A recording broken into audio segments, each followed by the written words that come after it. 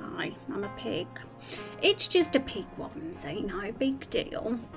But yes, it's covering my face. I mean, what if I stream like that? Probably won't be able to see anything, so that's how I normally have it. But because I'm streaming and I have to see what's on my screen and read chat, I'm gonna have to lift it up a little bit. Hi everybody, how's it going? Let's say hi to chat then. I'll be constantly messing with this. Maybe I should clip it, but that'll do. Hello. Asriel, thank you so much for the 18-month sub. I have given you some hype in chat, but I'm going to give you more. There's hype for you, Asriel. 18 months, that is a long time. Thank you so much for the support. Zexy, how are things going, Zexy? And Stay Thirsty, Sorter. Rex, where did you get that? I know, right? Where did I get it? That's the big question. Any guesses, chat?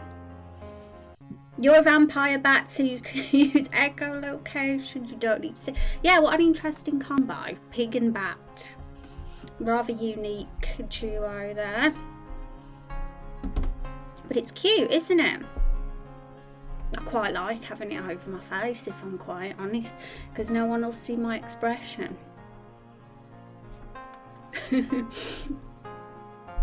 There we go. How is everyone? How's everybody's week going? It's lovely to see you all. I am gonna just let you all know that next week we are gonna have some world building streams. So how exciting is that? We're gonna get going with that. So before we start with what we're doing today, just letting you know we made a list last time on things that we could discuss. I mean, there's obviously potential for more. There could be way more, but I'll probably pick something off here that I think is really ideal to talk about first, and we'll just get into it and just ramble on. That's what we'll do. So just reminding you that it's going to be next week. We're going to have that. So if anyone wants to take part and get involved, make sure you don't forget. But we might start off here. Right, the bits that are at the top are where we'll begin first, I'd say. So if anybody at all has any other cool ideas that could go on this, feel free to say in chat and I'll add them. So I'm gonna close the Twitter off. You didn't buy it for her, Rex. Thank you, Asriel. Yes, Rex actually did get it for me. Shocker. Asriel worked it out. It's quite funny how I can look like a really mysterious person if I do this. It'd be great if I could see, because then I'd totally stream like this forever. Just be a pig stream. Hi Rose, how you doing? Hope you're okay. Hi Rod, how are things? I'm doing good. I'm very cozy, I have to say. This is very comfy to be wearing this. This one is a very, very, very, very cozy one, which is nice. Sometimes you just want to be cozy. My gifts get returned, so it had to be Rex. Oh no! Gifts got returned, how dare they? What happened? I'm gonna have my breakfast, but wanting to make sure you're right. Any plans for evening, weekend? Being cozy in my pig onesie, probably would. Rod, I think I'll wear this forever. For at least the weekend, until it starts to not smell as nice. I'll wear it for as long as I can. Alright everybody, so we might revisit this world building list towards the end of stream, but before then we're gonna talk about something I've been thinking about. Right, so last stream we talked about sounds. We did some footstep sounds we added a bit more variety than how it originally was with the footstep sounds and proximity sounds like the waterfall of Lakefall, and how it'll be a bit louder the closer you are to it and less so the further away. So it was all about the sound effects last stream, but this stream it's going to be more about the opposite of sound, the art, the environment art in particular. I'm thinking we should make a mood board, folks. So obviously this is Carol's mood board, so we're not having so Carol's old asset here as well. We'll just make a new one, I think. So we'll move across here. And obviously we're going to be putting something else in. Right, everybody, so I'm going to get tiled up so everybody can see our map. Oh gosh, what are we doing on this screen? Well, there's nothing that shouldn't be, which is good. But we're probably better to use this screen. There we go. Okay, so I'm going to get tiled up.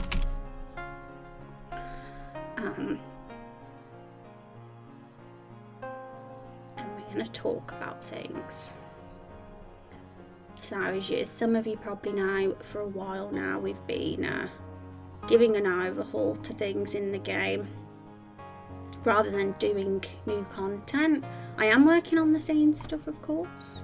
In fact, I wanted to give you a preview, a sneak peek of scene 3 today, but I'm not sure if I should hold off till next time when it's actually done. I'm still making up my mind.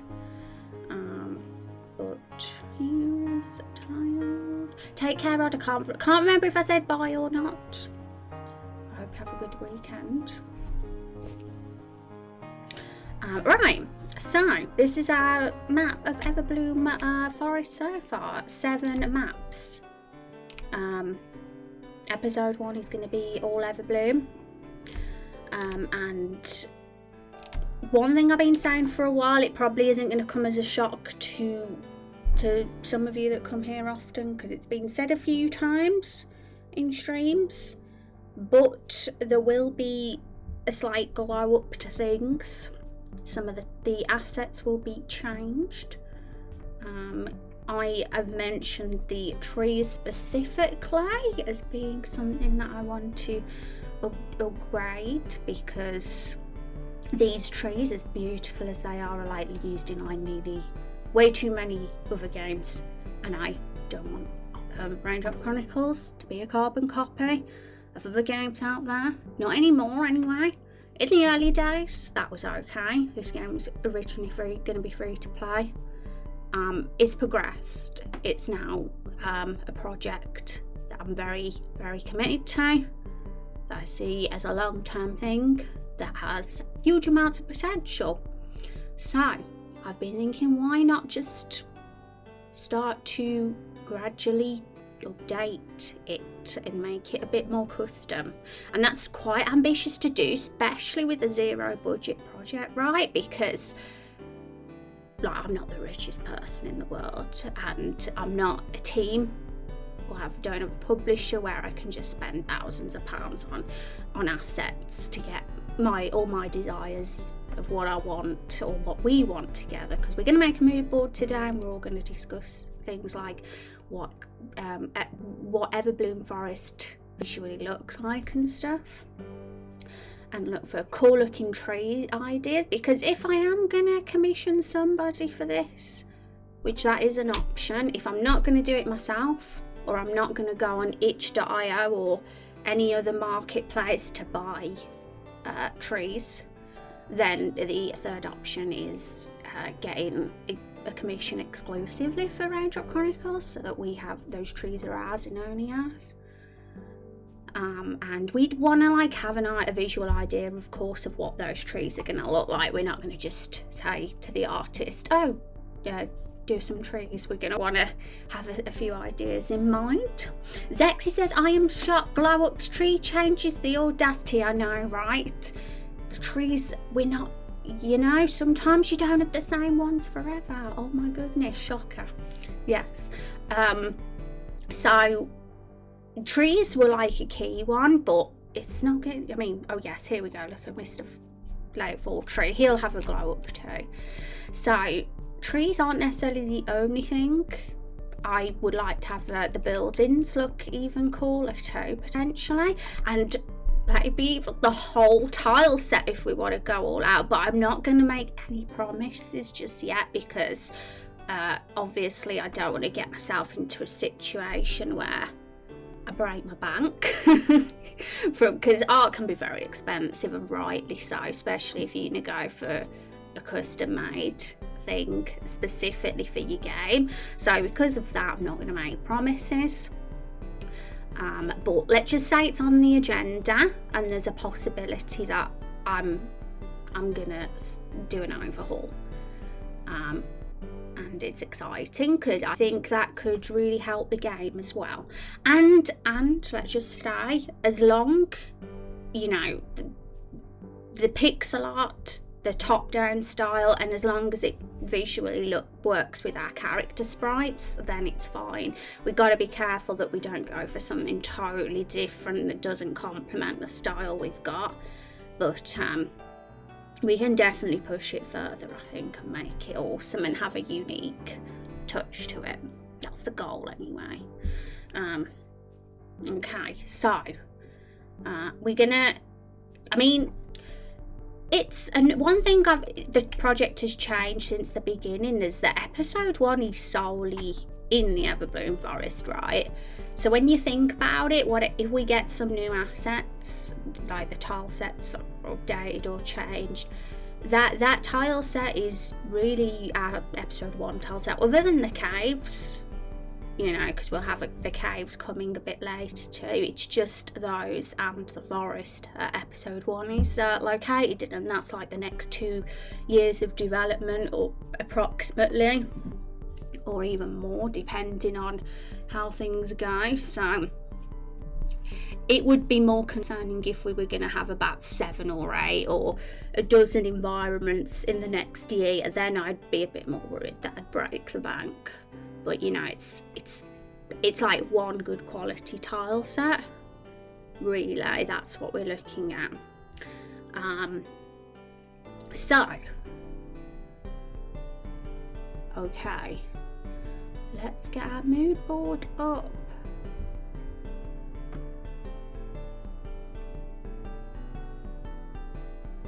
I was having a little look. Let's just get it up because I found this website pretty useful for assets, and more out of curiosity,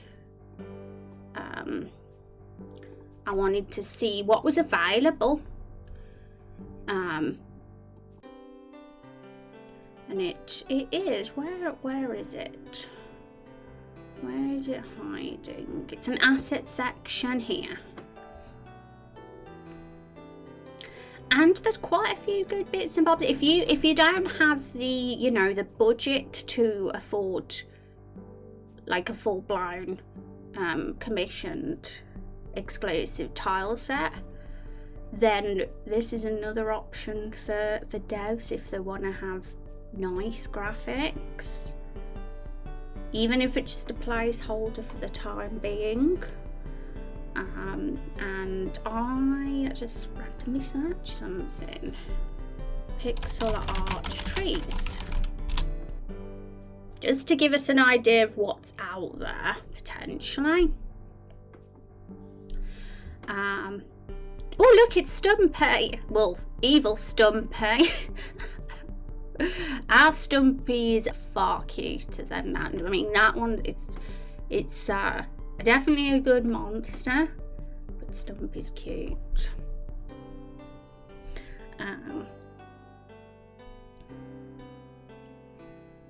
Some stuff.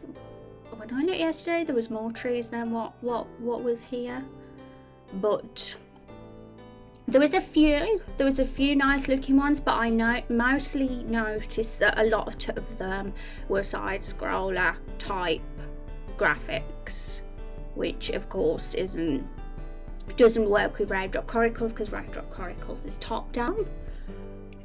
So yes, as nice as some of these are, they're not a fit with the Raindrop Chronicles style. And I don't know where they are. There was maybe get rid of art, maybe just pixel trees is what we need to type in.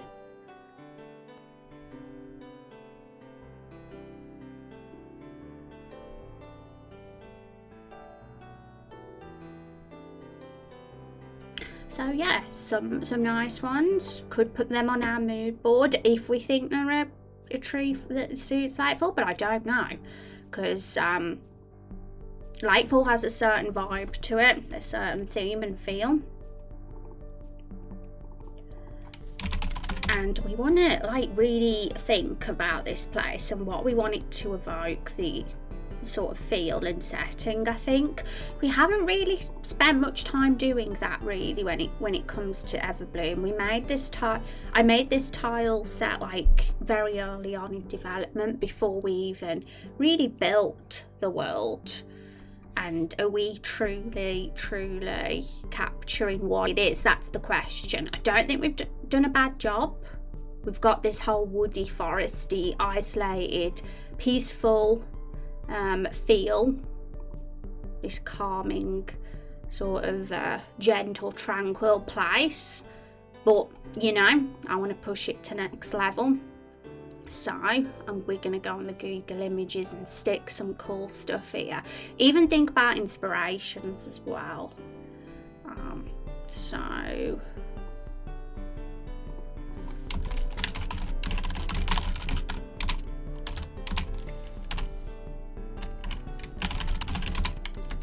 because if we are going to have new assets, we might as well plan before we jump in and actually start them. Peaceful, is it though? That's the juxtaposition, isn't it, Zaxi? It's a peaceful place that's meant to be peaceful, but it isn't. Life has been disrupted there. Hi Matt, how are you doing today? It's good to see you. So I'm gonna get a little thing up here, what we're doing, a bit like how a little bit of a summary for the task of the day, a bit like how when we gave Carol a glow up. We will make text a bit smaller.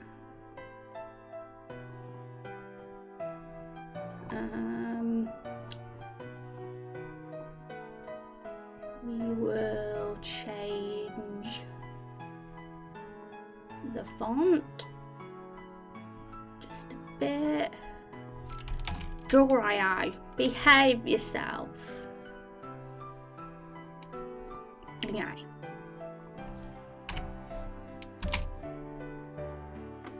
We are potentially giving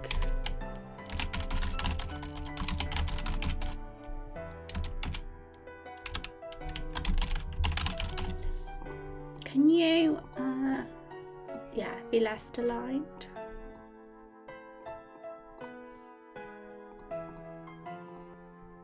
Make you a bit bigger. A glow up. Ooh, we are potentially giving Everbloom Forest and Lightfall a glow up. Everbloom Forest and Lightfall are, well, put Lightfall first because that's the first place we start. That is our episode 1 setting, other than the caves that are, a place we're going to after. They're still technically part of the Everbloom Forest, so. And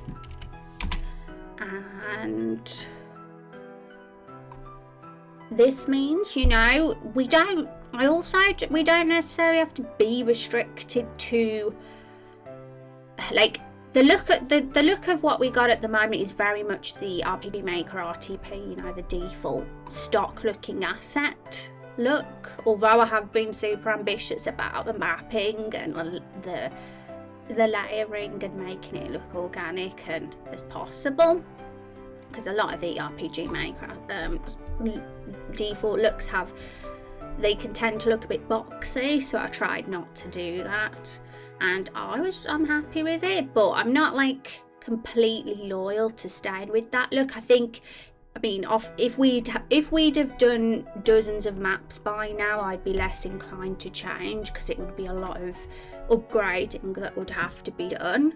But because we don't have many assets right now, and we won't have many assets really for this whole episode, because we're just in this one place, which makes it overall a bit less daunting when it comes to upgrading the tiles. Let's just get the tiles up actually, because I want to consider what actually would need the glow up most of all, like what's priority. So I'm gonna find where this is, because I've got 3 different Raindrop Chronicles folders now, and the oldest version from 2019, last year's version, and then a new, even newer version ever since we upgraded the custom hero. So I'm gonna just open in Photoshop every single tile set that we're using right now, and we'll really look and see what we've got, and if this how overwhelming this potential glow up could be if we were to go all out and do it all. We might not do it all, like I said earlier, this is just a potential glow up, and it's just a potential thing I might want to do. I might completely back out and be like, no, this is too expensive, we can't do it, but I am definitely thinking about it quite strongly.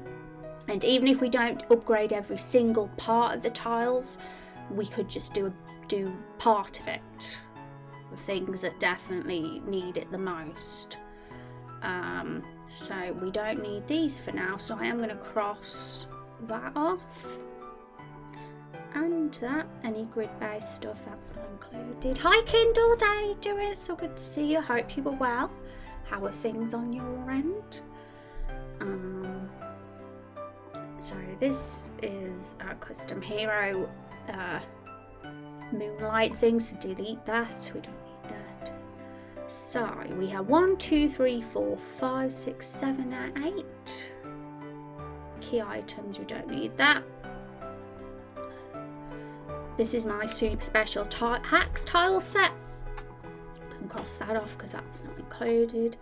So we don't have that many. Look, there's 6 here right now, so that's...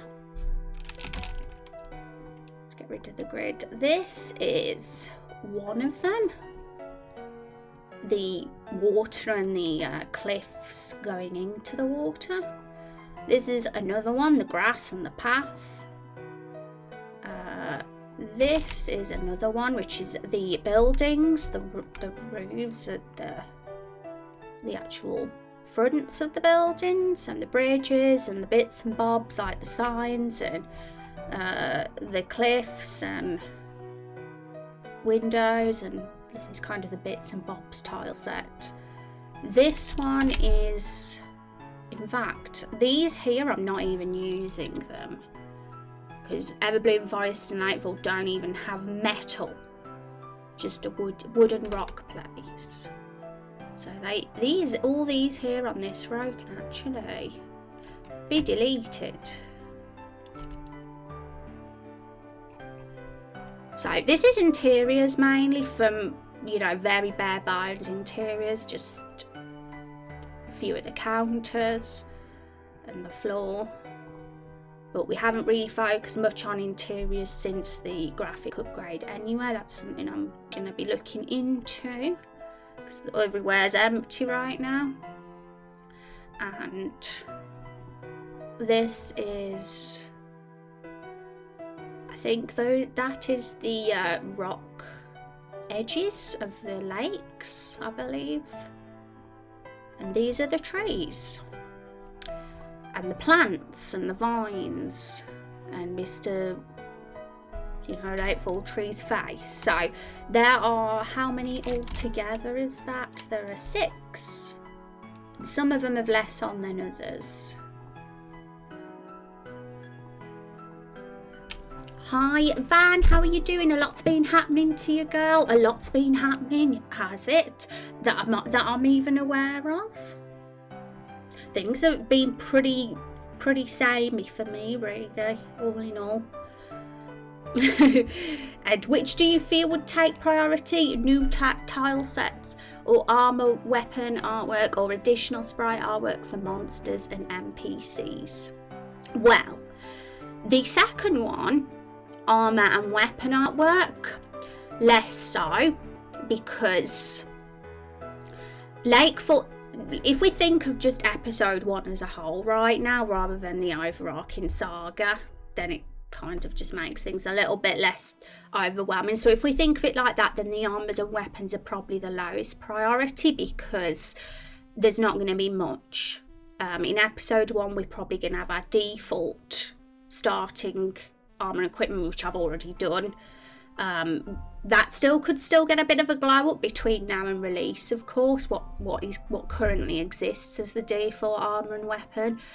And we've also got the ones that are sold in the shops, which, where are they hiding? Got so many tabs up it, which are here, the viney, rocky looking ones, and we only have a warrior and a hunter at this point in the game, so it's less overwhelming. Obviously, over time, things like weapon and armor will get more intense. And I have even thought that would be something I'd commission if I couldn't handle all those asset designs myself. But it's definitely too early to, we're talking that could be a couple of years ahead, because episode 1's gear is quite minimal, and I could probably tackle that gear myself, to be honest, because it's like, it's already sort of done and at an okay standard. And it doesn't take, I don't think it's too daunting to do something smaller assets myself. And as for the third one, the additional sprite artwork for monsters and NPCs, I'd say the NPC character sprite stuff is okay. We recently did the tall sprite overhaul, and I think they've drastically improved since how they looked before. Could still get somewhat of a glow up between now and release, of course, but I think they're at a standard I'm okay with. And monsters, now that's one that's very important now. But because we haven't really talked about battles yet, because that isn't on the cards, I'm still on the scene side of things. Battles are going to get sort of implemented once they're done, which is next month's task if the scenes are done by then. Whether I'll get them done next month is the question, the scenes, but we'll see. But believe me, once we move on to the battle side of things, it's going to be all about the monster sprites. And I did mention last stream that we're no longer going to have those dark silhouetted map sprites for the monsters anymore. We're going to have full colour monster sprites and wildlife. I'm kind of seeing it as the wildlife would kind of be part of that as well. Like little cute bunnies or little cute animals that are wandering about the forest. But that's it for a thing at another time. And Van's doing good today, lost 12 pounds in the past week. GG, Van. Van is an exercising pro. I need to get some tips from Van. Start doing it myself. I still really like that axe. Yeah, that's awesome. Congrats, fam. You like the axe, this one? Duncan's got this one on his back in the first scene as well. It's Duncan's axe. But he's made more of them, I'm sure. And then the new tile sets is kind of priority right now, because I want to launch the Steam page with newer fancy screenshots as soon as possible. That would be priority, because I'd want the screenshots on our Steam page to, be appealing to folks looking. And I'm more inclined to want to have the glowed up environment art complete before I put them up and before I start sharing the Steam page. So yeah, that is probably priority because of that. And then probably the monsters second, because they probably won't be sort of shown off as much on the screenshots. I mean, don't get me wrong, I think they should still be on the screenshots, but they could always be added on over time as extra screenshots. But we need to think about the actual place as well, because that's the foundation of it all, isn't it, really? And thanks, been changing up my diet. I did more I can't even pronounce, I'm ashamed of myself. Not good. Keto, is it the keto diet? Or if I said it wrong. I've been having homemade peanut butter cup every night, so really pleased. Oh, sounds yummy. We have peanut butter at the moment as well in our house. But I chose to have waffles and golden syrup last night instead. Stop drinking diet soda. Not sure that has any effect on losses thus far. Awesome. I haven't had soda in years. Like, I've probably had 1 can or 2 cans, like, in the last 5 years. So I'm pretty good with that. I used to have it way too often when I was a kid, but I found that I started to get very bloaty and it wasn't a good feeling, so I banned myself from having it. It's a GG, man. Okay, so anyone who's coming in, and so that you know what we're actually talking about today, in case you're curious, let's get the stuff up. We're potentially giving Lake Fallen Everbloom Forest a glow up, folks, which is the environment art, of course. It's probably in regards to everything, the improvements we've done lately, it's probably the one thing that's been neglected the most. We've given the character sprites a glow up since how they looked in the beginning. We've started to get a little bit more organised with story structure, so even the story side of things has had a glow up in itself. What else has had a glow up? The scenes, the animations have been having more focus. I've started to care more about making characters more animated, which is why we have a talking animation now and a crouch animation for picking up items, and we have sound effects as well added that were never considered before when the character talks. So all these little extra things, all these little touches that just help give the game more juice and life. And then I look at the environment art, and although we did the recent update to tiled, we haven't really changed much since the start. There's been a few changes. I did make the cliffs look a lot nicer, and I made the water look a bit brighter and nicer as well. The original default graphics looked quite flat, so I think there is a slight improvement, but there's still definitely certain things about it that kind of unsatisfied me, mainly the fact that the trees, if you look deep enough on the internet, you will find that these trees are used in many other games, and it somewhat makes me a little bit like, when I know, it kind of makes me feel like, okay, our game's not unique enough, which was fine in the early days when this was just a free to play non-commercial bit of fun. But if someone's going to go all out and make their game a paid product on Steam, it looks better and is better to make more effort and be a bit different and more unique. So that is really like the reason for the glow up, the potential glow up I call it, because I don't like to make full-blown promises, especially when it's something that's probably going to involve me having to splurge out the cash. My stomach was just, I haven't read that bit, have I? Seem more irritated when Doubt says give up for a while, not really missing it, just need good flavour substitutes. Yeah, stomach stuff sucks. So I had a similar issue when I was drinking too much milk. So I stopped and I drink plant-based milks now, and it's better. It's way better. So I hope you start to feel better soon, Van. And so what trees are you wanting to make? Good question. That question is the whole point of what we're going to be doing today. But just as a reminder as well, folks, we're going to be starting world building streams next week. And although we might have a few like game dev streams in between these, like we probably won't have a world building stream every single stream over the next few weeks. We'll have breaks in between, but it will be quite regular that we'll be having chats about world building starting next week.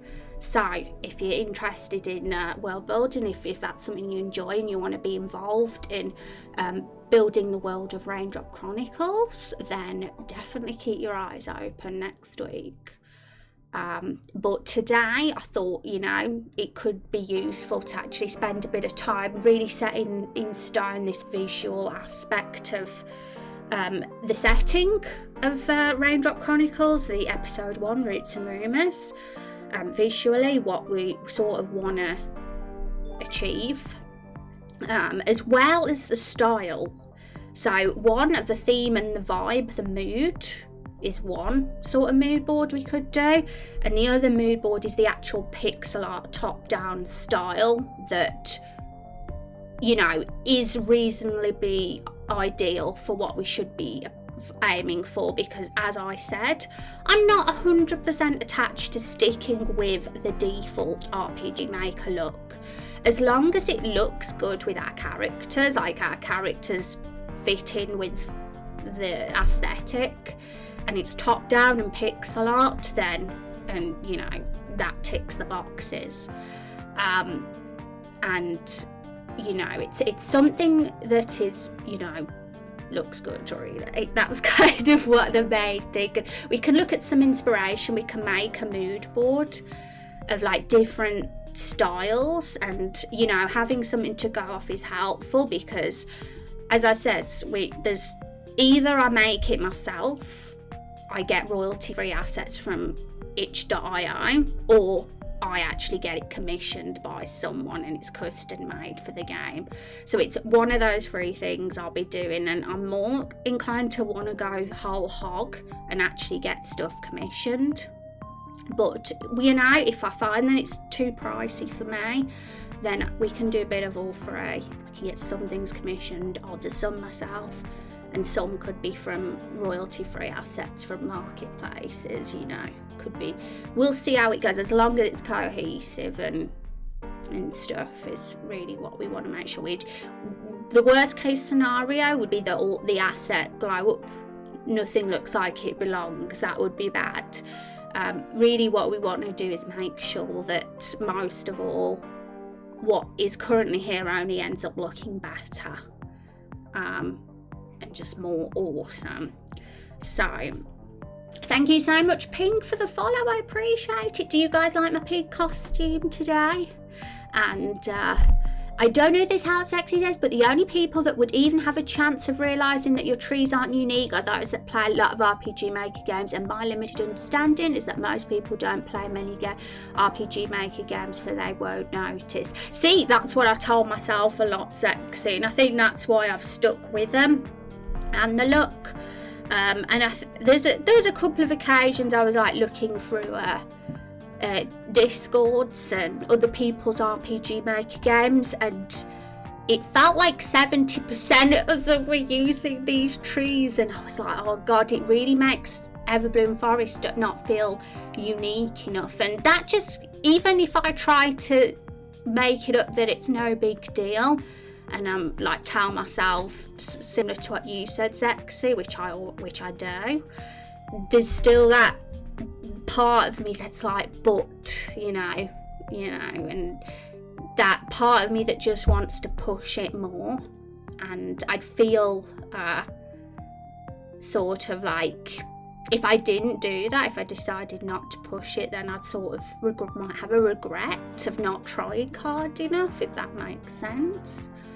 And I kind of, over time, am just starting to want to get away from that RPG stigma if I can, by separating from the default look, which isn't a problem at all if your game is free, especially if it's just a fun casual project. But I'm definitely trying to make something cool here. then obviously it's paid, and we'll get bad reviews on Steam if we make people pay for something that is the same as free games, which I'm kind of not giving myself credit here, because I do believe Raindrop Chronicles is going to be worth the price tag, even if we add stock assets all over the place, because I think the world we're building and the story and what we're making here is more than worth it anyway. But there's always people, especially when they don't know you or don't know the project, that will make judgments, and I just want to try my best. And I know you can't please everybody, but we can reduce it if we can. And ultimately, the way you feel is what matters. So if it gives you peace of mind and you can afford it money-wise or time-wise, you got to go for it. You have to follow your dreams, fam. Exactly. And I've definitely been that 50-50. Like, half of me has been like, you know, it's totally fine. It's great as it is, and no need to worry. But then that other half is like, but I want to push it more, and I want it to, you know, and so. Yes, we'll see how it goes, which is why I'm saying potential right now, because the thought of doing that is there, and I want to do it, especially more as time goes on. So we'll just see how it goes. We'll see. Okay.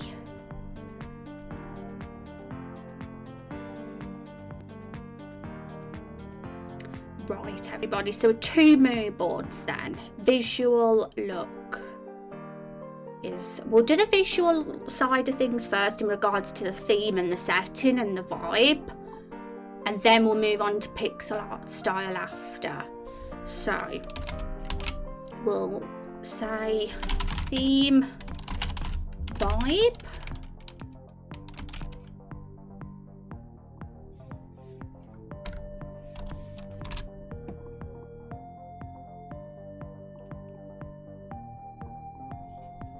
And really, this is only really truly worthwhile to do if the glow up looks simply astonishing in comparison to the original. You know, if it's just like, if we were going to have custom made assets done that are no more pretty than the current trees or whatever, it's not really worth it. Really, we want to like at least make it just, wow, this is just awesome, that it was just completely worth it. So this is why, because I was even doing a bit of research on trees and saw something cool, and that's what we're going to put on the mood board. Now I don't know if I've got the image on my phone actually, but it's on my phone, not on my computer, so I can't copy and paste.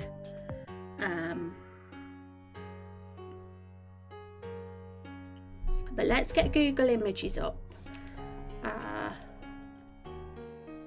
Before we get Google Images up though, let's just put the mood board for pixel style.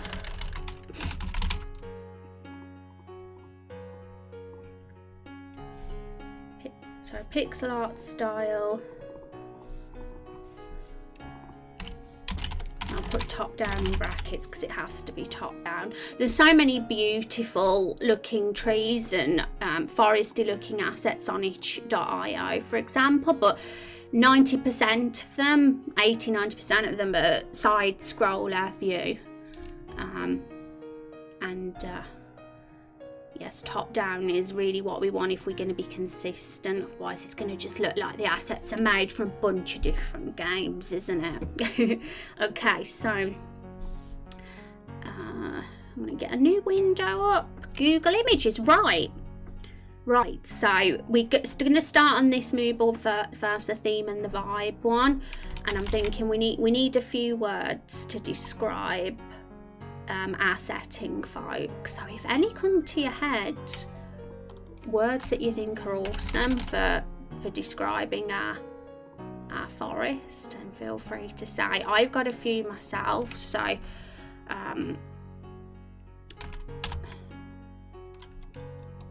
tranquil.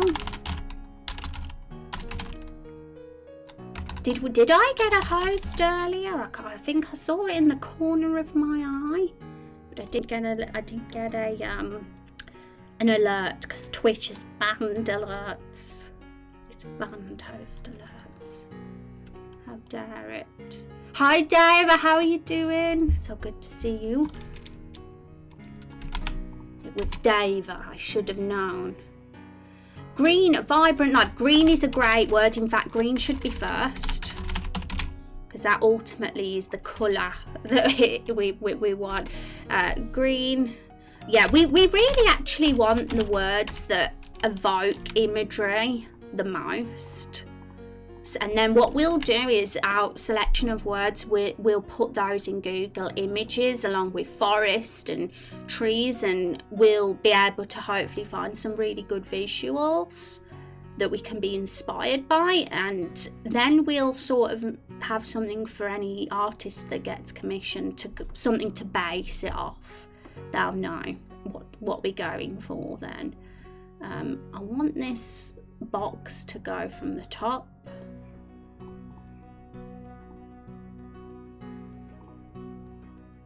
There. Life. Good ones, Van. So what we're doing, folks, anyone coming in, you know Everbloom Forest and Lakefall, our episode 1 setting. If anyone's new here who doesn't know it, then all you got to do is look at our website and Lore Bible, and you'll sort of get the idea of the theme and the vibe that we're going for with this place. So enchanting, I'm obviously enchanting because things are coming to life, so there's definitely that magical aspect to the place too. Isolated, I don't know if these are the most imagery type of words, but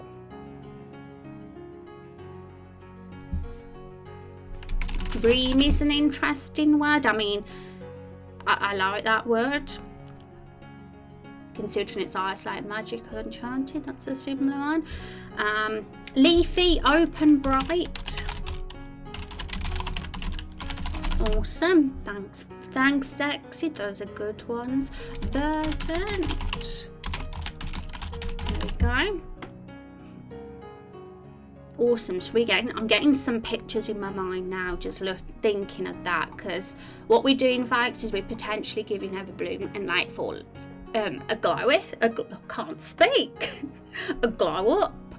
That includes me potentially getting a tile set art upgrade from our current one that we've got, and we sort of at least want to visually get an idea of what these improvements are going to look like if we're going to go there, rather than have a blank slate of what we're going to be making.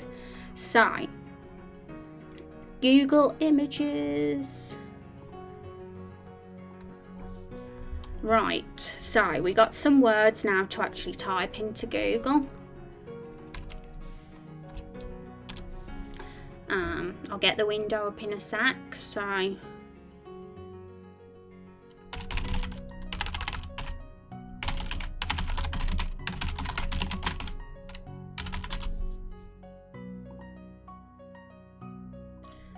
here we go. And if anyone else wants to look on Google Images as well, and you find really cool images, feel free to put them in chat if you find some really cool images as well, folks. It just doesn't have to just be me that does the mood board. I've put in enchanting magical tree and seen what we come up with. Look, it's God, it's kind of really creepy that it's so lifelike. Yeah, we don't have to look for pixel art right now. We're kind of just looking for the vibe we're going for, so we can put actual photographs on this mood board. This one here on the left, this one here on the right is going to be the pixel art style mood board, so that's going to be a separate mood board. But we don't want to feel limited to what sort of imagery we should be inspired by, so that's why we can include photos here as well. Fairyland, enchanted tree, that's basically the good Lakefall tree, isn't it? I'd like to see what an evil one would look like what Father Maple would look like. an idea in mind for him because he'd be scary. But another thing I was thinking, massive forestry. I've put in massive because I'm intrigued to. I think this tree could look really good if it was huge, like way huger than the other trees, because it's something special, right? And nothing against the current tree, but it's only like a little bit bigger than the current trees, and I think it has the potential to be even more epic than that, and like be like really wide, and in its area, its branches and like leaves to really almost fill this whole lake area. I feel it has the potential to just be like, whoa, look at that tree. So because of that, I'm googling massive forestry to see what comes up, but there's just real photos, and I think we need more concept art kind of stuff for inspiration for this. So I want to see what the most massive tree on the entire internet is. See, that's pretty big, right? This almost could be like full, because the tree's in the centre and there's a bridge there, and then you've got like, I know that this is more of a it's not an actual lake, it's empty of water,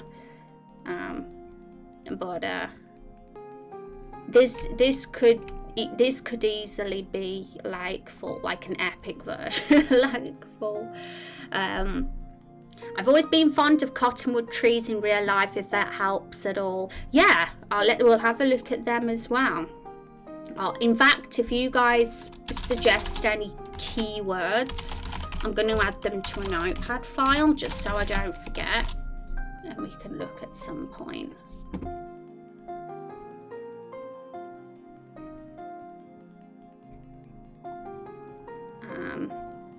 So I'm going to copy that and put it on our mood board. It's quite a big image though.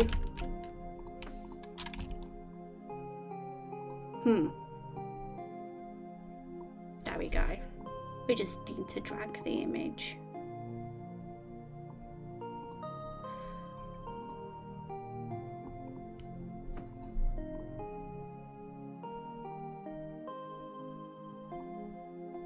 I'm looking for big, massive trees. Some of these are just average size.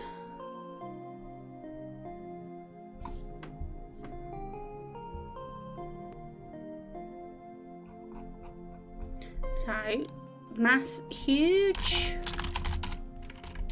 forestry. Put huge in instead and see what comes up.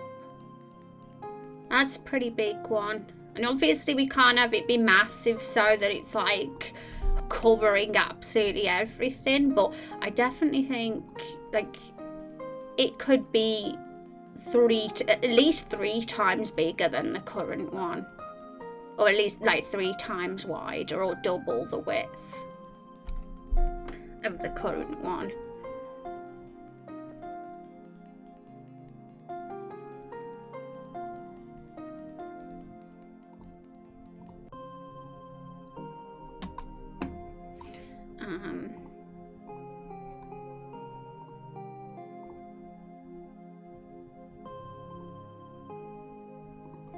And Father Maple would probably be the same size, or just a touch smaller perhaps. I mean, saying he'd be a touch smaller is because the Lightfall tree is probably the oldest tree and first thing that existed in this area. I wouldn't be surprised if the Lightfall tree existed well before even other life started gathering here. But we'll find out more about that on our world building streams. So I think that might be enough for big tree stuff. We can start looking at more things in a minute. Let's look at our tiles. So tree. Buildings is another key one that I want to look at, because I think they need to glow up too. And I think what we got here is definitely the vibe that we're after. Those wooden shack kind of things could be still what we're after. But there was something I saw that I thought, this is an interesting direction.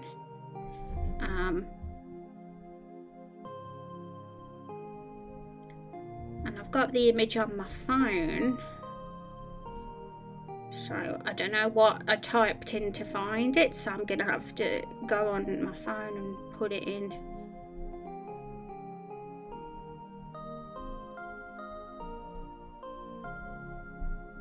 One sec, folks.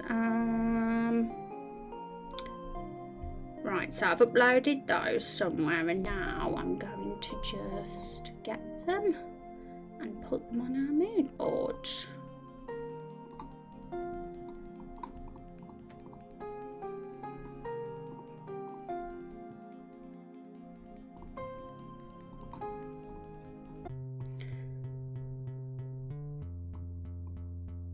Okay.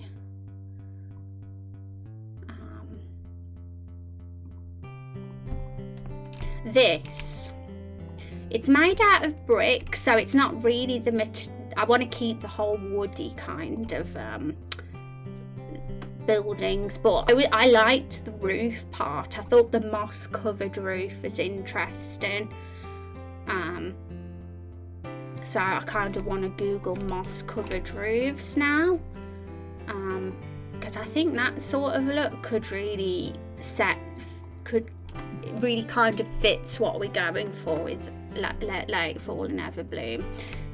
Because at the moment we have the wooden, it's wooden everywhere on the fronts and on the roofs, and I mean I want to keep it wooden, but it might look more interesting if we sort of brought a bit of moss look into it as well, to sort of break up the wood everywhere sort of look that's there. So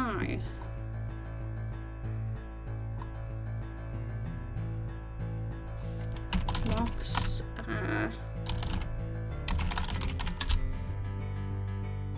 see what's here. I want one that looks pretty though, not like something gross.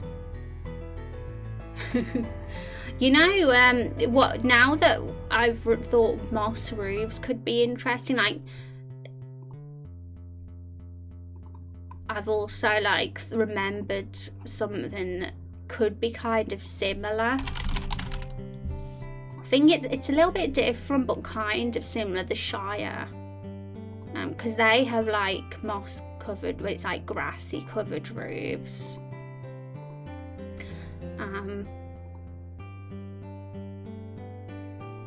And it gives this very cozy sort of feeling.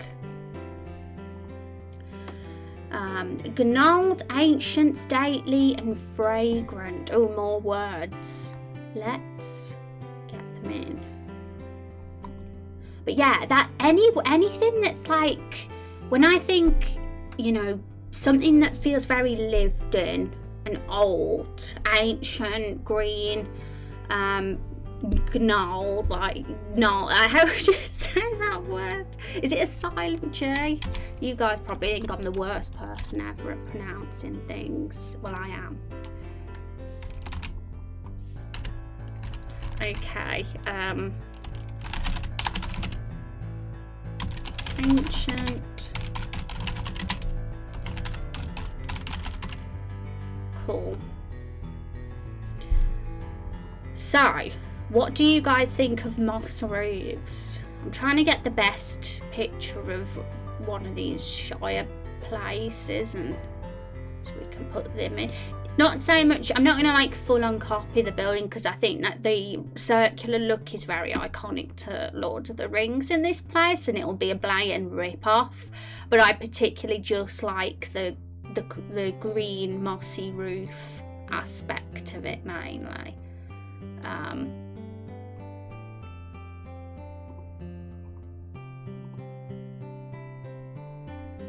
but our doors themselves can stay rectangular.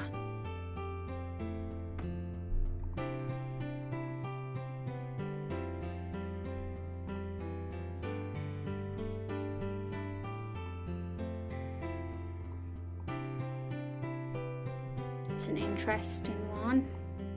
Oh.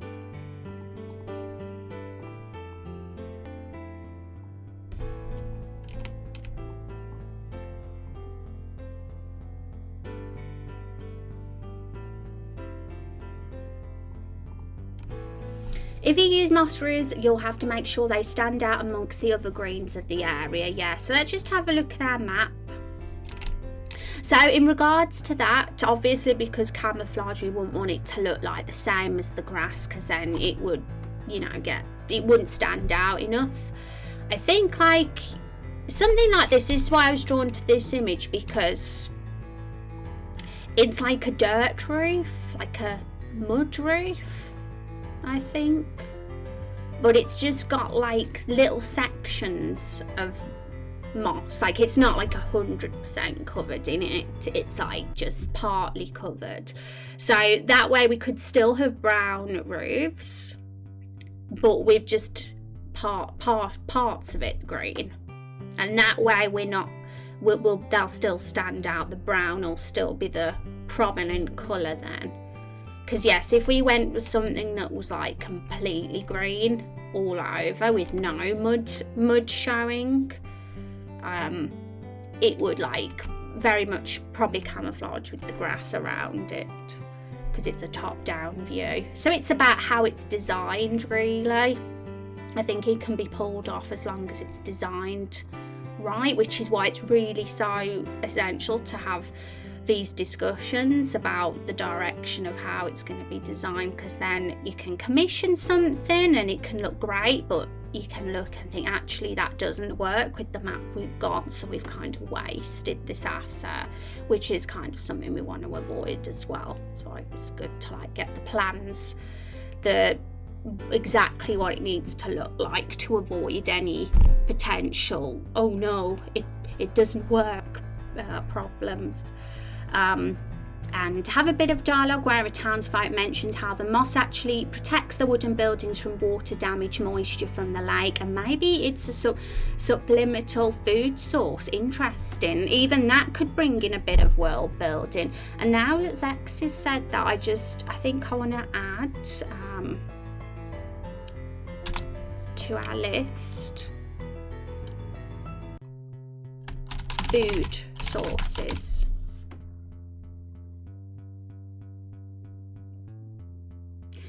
Also things like,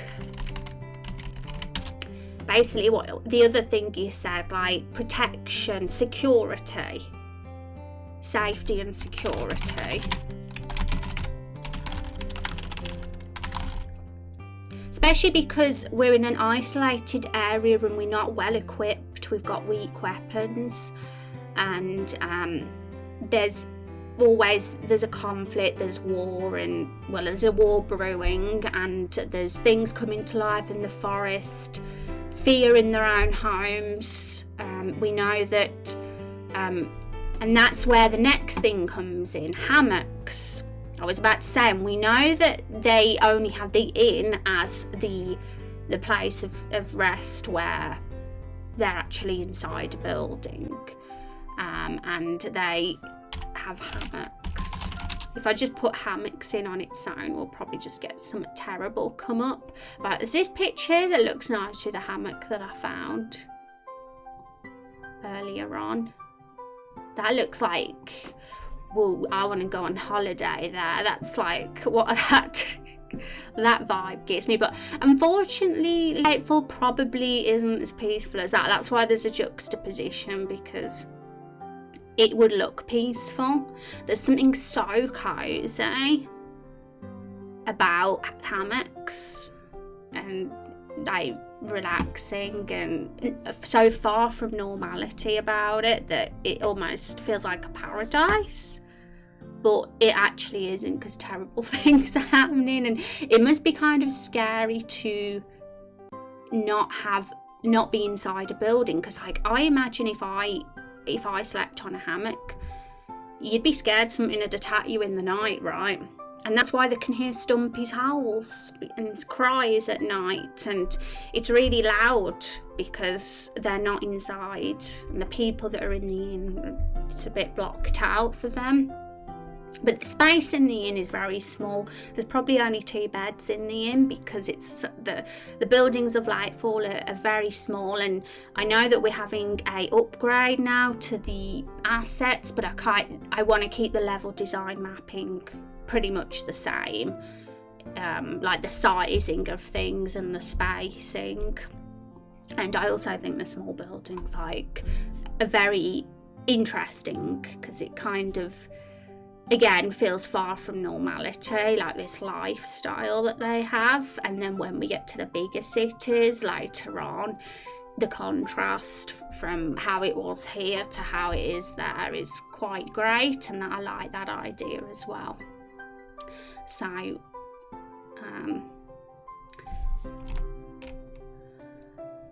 don't you? Oh wow, now I'm looking at this mood board, it's starting to look a bit like a dreamland to me. Like these are all very pretty. Where's the crop button? Have we got a crop button? I'm not sure I like these white bits on the side, they're sort of annoying me. But I don't, there is a crop. Edit image.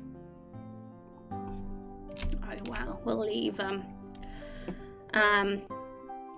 So hammocks are something we don't currently have in the area, because it was a plan for when we did the expansion of Lakefall. Because I've mentioned a couple of times now, I mean, as you can see, there's 7 maps that we have here of the area. Over the course of the playable builds, you will probably see an expansion of Everbloom over time. And these 2 little rectangles here, this one here and this one here, will get filled in and be another part of Lakefall more than likely, and it will be the place where people sleep, like around, and we could easily put, like, say, because we got to have trees pretty close together here, hammocks between the 2 trees, you know, could easily work that way. And then there could be other little bits and bobs and landmarks scattered around, who knows what. A church, other buildings and things that could be quite important to the people that live here.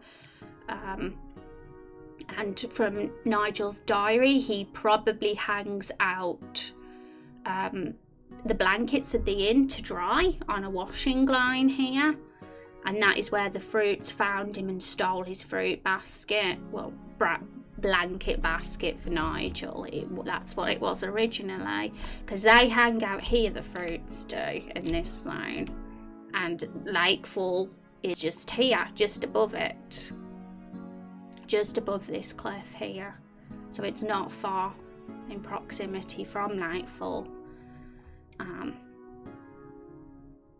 which is why it definitely works to have it be there. And there could be a little bit more section over here, so maybe these 3 sections could be the expansion of Lakefall. But it's very humble, and there's not many buildings, and they live a very outdoorsy life, and their main buildings are really just their way of trading, for trade, like for the inn and for customers. But the residents themselves just lounge about doing outdoorsy things. And what other outdoorsy things could people do other than lounge about on hammocks? That's a question. Campfires is another. I know that the Stumpy side quest is going to involve a man that needs his fire, needs a fire to warm him up, and that's when Stumpy gets sadly burnt, potentially. So that's another thing. Got an itchy eye.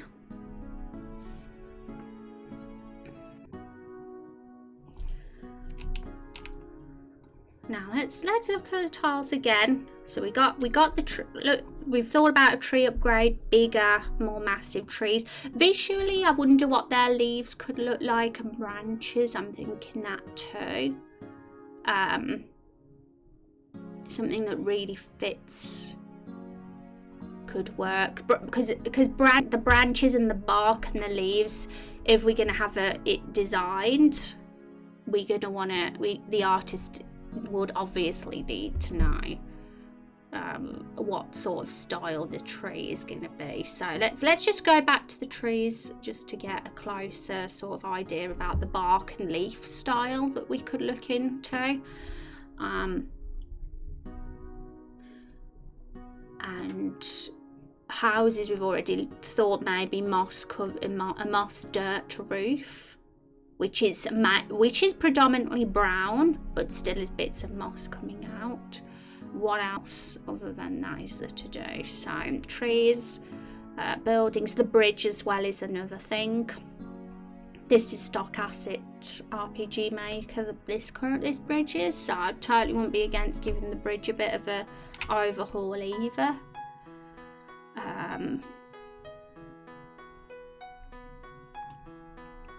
And other than that, it's just little bits, like if we wanted to give the vines and the small little plants a little overhaul, or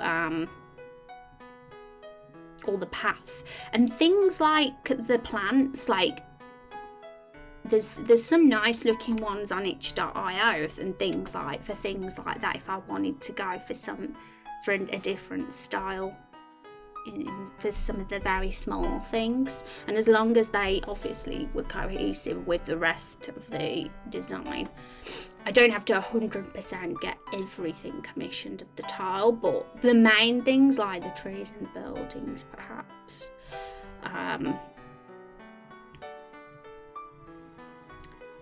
Okay.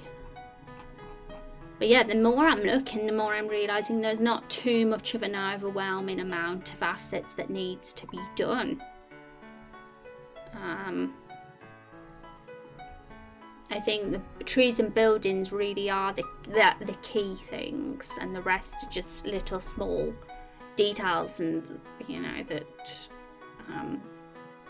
it wouldn't be too hard to even do myself, or like I say, to use itch assets for. Okay, so back to the trees, and here we go. So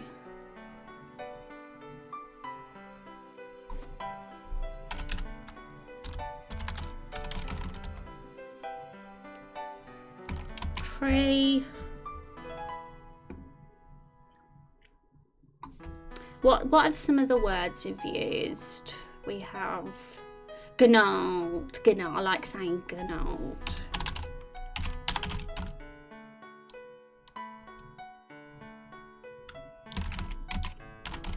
Gnarled tree, forest, enchanted.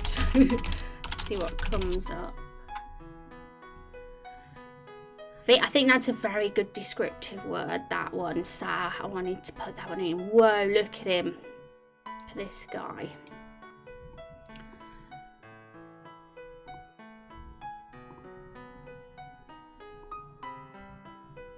This is very Father Maple, this is. Definitely imagine Father Maple having that sort of look on his bark. This guy, he still looks probably a little bit friendly, but I like his look. He could be Lake Tree. He looks like a nice old man on his face. But let's just tab open some interesting looking.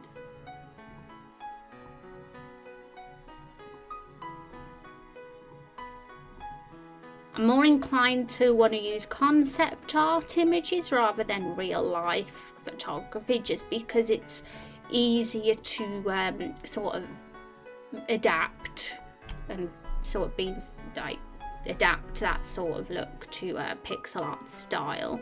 Whereas it can be quite, how am I going to do that when you look at a photo, because it's just so detailed. So, concept art.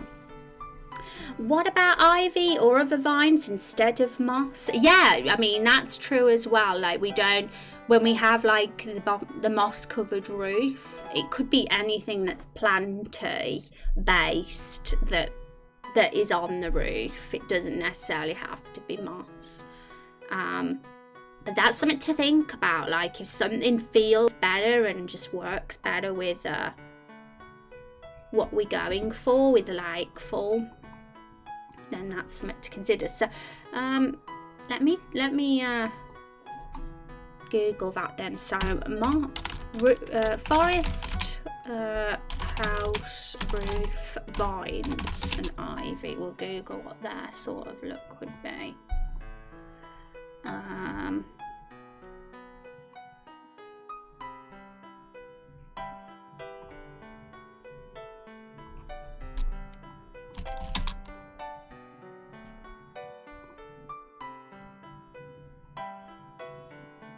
I mean, after all, we do have vines on our cliffs, so it makes sense to have whatever is on the cliffs be what's on the roof, right?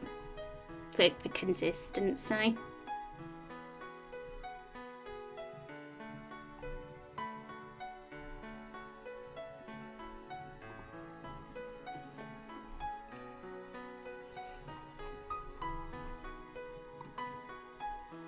So I've been intrigued to get some more assets of roof examples for sure, so I'll keep that tagged open.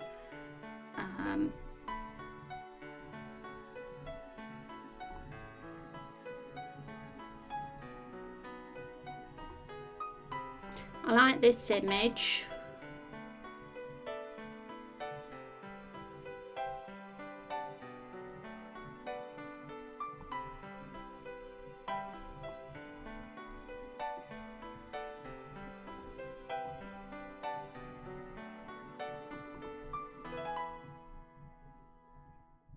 I'll put this one here so it's by the trees. We'll keep all the tree ones together.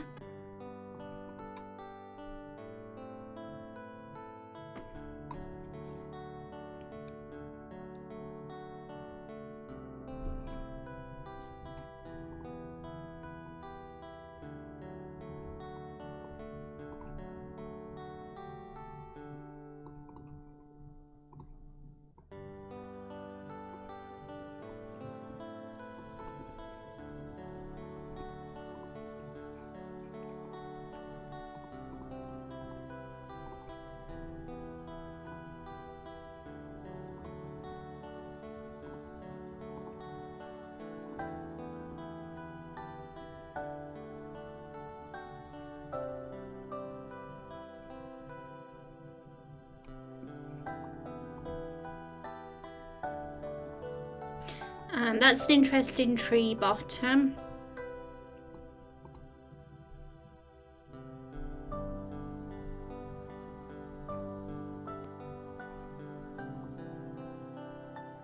I like how it's like just spreading its roots. I mean, the title of episode 1 is Roots and Rumours, so I'm definitely getting roots vibes from that.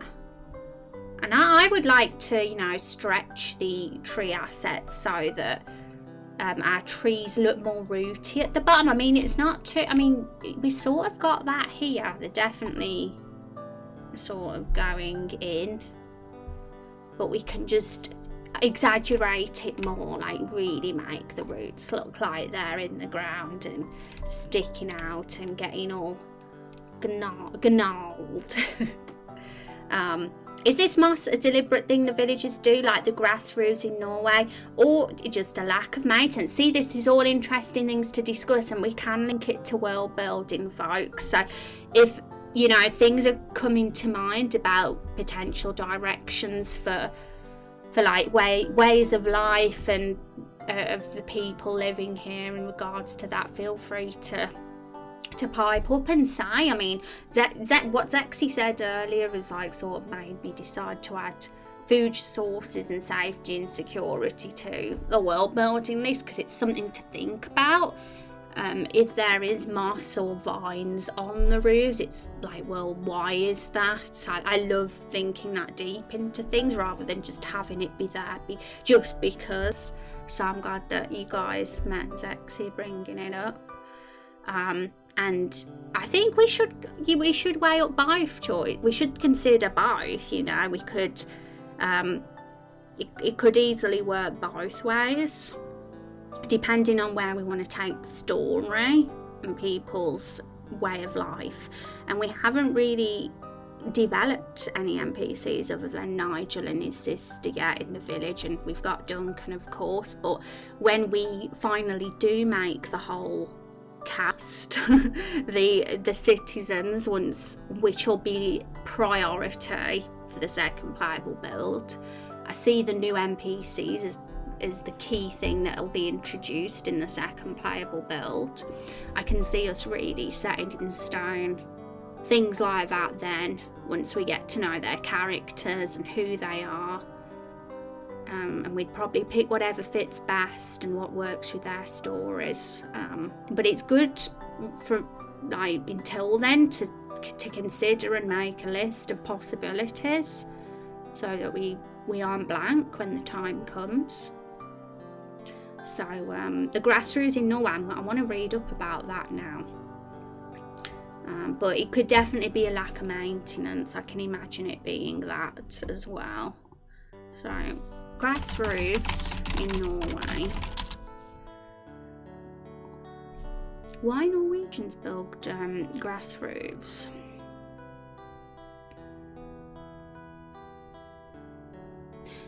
Good form of insulation. Sod is a reasonably efficient insulator in a cold climate. I'm not sure about the climate thing, because I imagine Lakefall and Everbloom are quite warm. If people are living outside and sleeping outside, they can't freeze to death, because then there'll be problems. It's reasonably warm enough for them to be outside. The man in the Stumpy quest that needed warming up by the fire, that's because he was getting old and he feels the cold more and he wanted to be comfortable. So it probably time to time, especially at night, you know, it's slightly chilly perhaps, just a slight chill, yeah, but nothing that's uncomfortable. In fact, it would probably be quite pleasant to most people who don't feel the cold. Maybe I thought second player build was going to focus on adding microtransactions. Six is so funny. But yeah, I'm excited for our world building streams next week for sure, because I'm doing a lot of scene work at the moment, folks, and it gets very technical and very repetitive. I'm working on the scene-free scene with Carol when she joins the party, when she makes herself be your inventory. That's the scene. I'm kind of just finalising that scene now, and I'm really happy with it. Like, it looks awesome, but I've had to do test plays and loads of repet attacks hundreds of times, and it's not really ideal for stream. I think now and again it's okay to do a bit of scene work on stream, but I wouldn't want it to end up a focus of what I stream.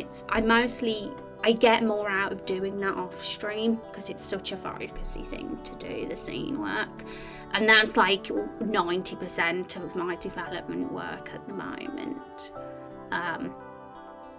But things like the world building streams are so cool to do on stream, because I'm getting more out of them on stream as well, because we're sharing ideas, whereas if I'm on my own world building, it's a lot more challenging. But it always pays off having it be community focused, those sort of areas of the project. Alright, where were we? Okay, so we were looking at the bark, and I was like, that's a good tree bottom, something where it looks very rooty. Now, so concept art of living tree. Let's see some tree faces. Father Maple.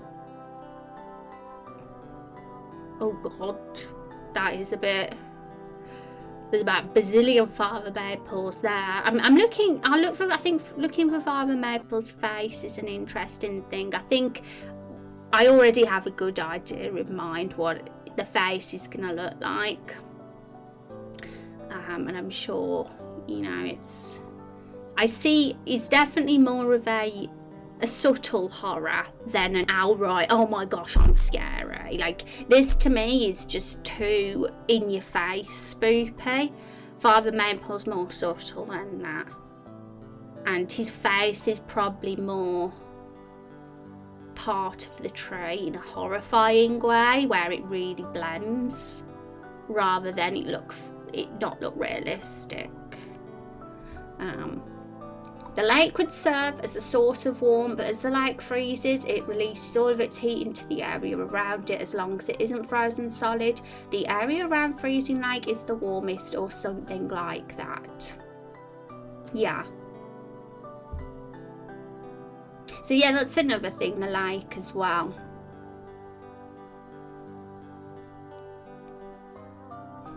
But for sure, as long as we can make our world building fit with a warmish climate, not like super boiling climate or anything, not like super hot. That would be the desert.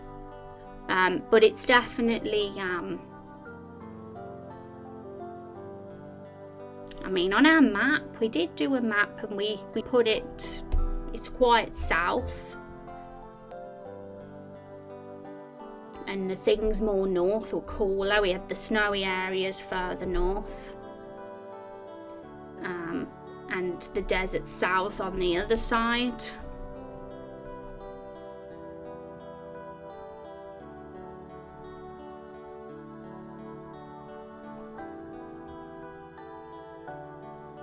Yeah, I'd say like Foliage and Everbloom would be a comfortable warmth.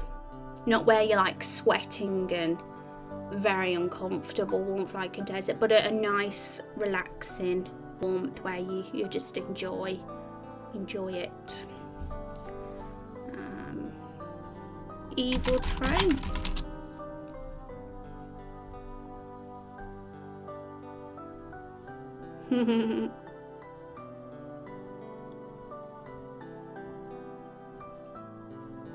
Some of these are funny. This one's more Father Maple, probably. His face is a bit covered, but it's, you know, his features are more part of the bark, like a hole in the bark, which I think works.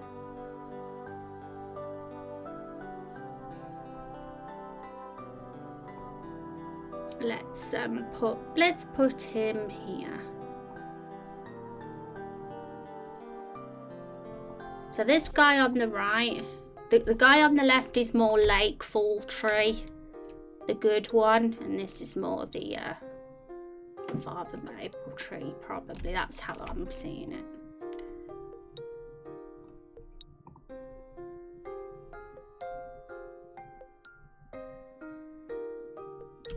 So, leaves now. So we thought about the roots and the bark a bit. But what about the leaves? Our current tree leaves are... Let's have a look.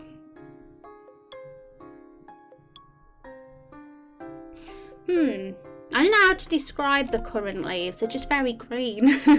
There's a lot of them and they're very green, and you can't really see any branches. It's they're very full, aren't they? Very lush. Let's explore what different kinds of tree designs that there can be. Zexy said earlier Cottonwood Trees, so I am going to give that a Google as well. And I'm also got this Why Norwegians Build Grassroots section up still again, and so insulation was one reason. Let's get it up.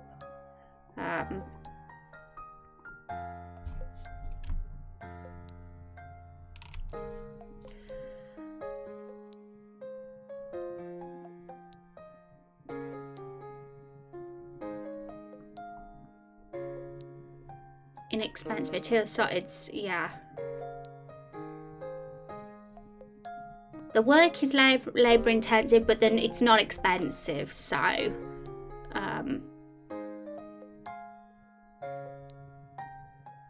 and there's only a few buildings in Lakefall as well. There's not like loads.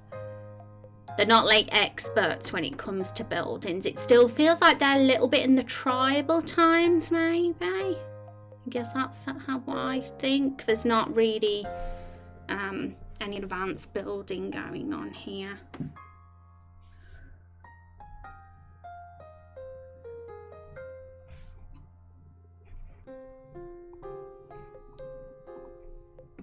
Dense foliage.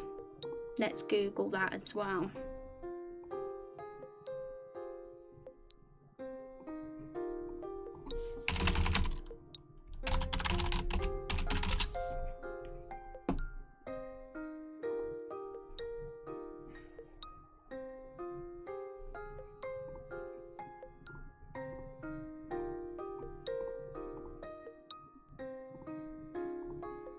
Interesting.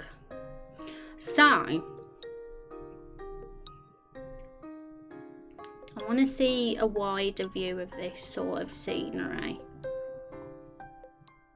but this is definitely very plant heavy, and Everbloom is very floral heavy as well. There's a lot of floral, so that's something else to Google as well. And flowers.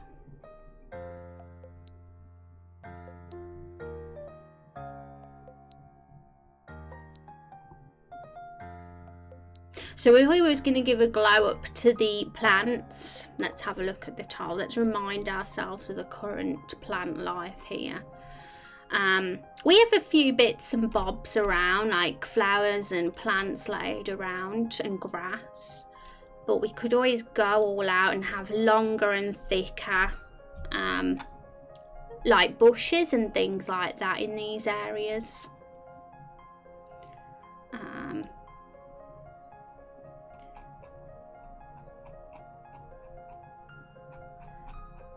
And yeah, there's not as many assets as I thought though, really, which is a good thing because it means less assets, and it's less there's not an overwhelming amount, but you know, there's bits that could probably have a touch-ups over time. I'd say definitely the large trees, the main trees, and the buildings definitely 100% priority, but the little bits and bobs over time could get a slight glow up as well. It is just a piggy. Hi, Joe. How are you doing? I just want to look like a cute animal. Simple as that. Okay, so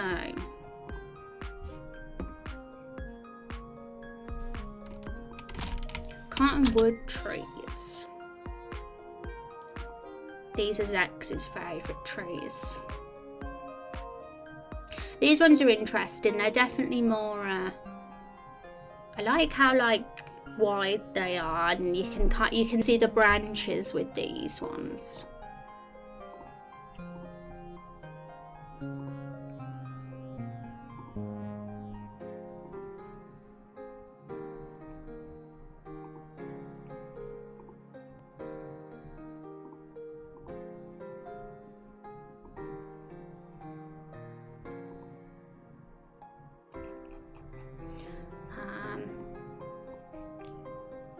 I was gonna Google something as well, but I forgot what it was.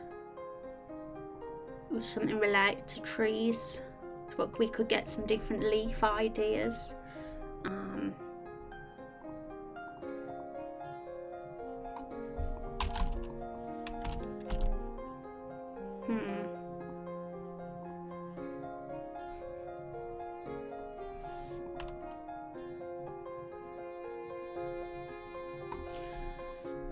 Tree, concept art, tree, how have we described the forest? Let's have a look at our words again.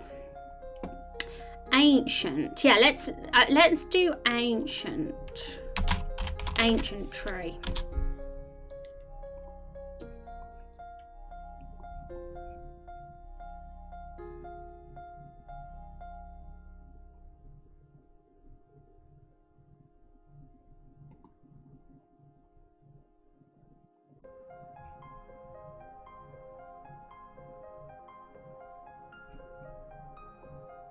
We're getting lots of different bark and branches, which is great because it's helpful to think of like how the bark texture and branch shapes could look. I think really the difference between for the branches and the bark with the new trees compared to these old ones that we've got currently, I just think more exaggerated, just more twisty shapes, more stronger angular roots and things could really look good. But it's definitely got to consider leaves now. It's like where's the best direction to go in terms of leaves? Do we keep the lush full look, or do we go for a more gappy look like this one?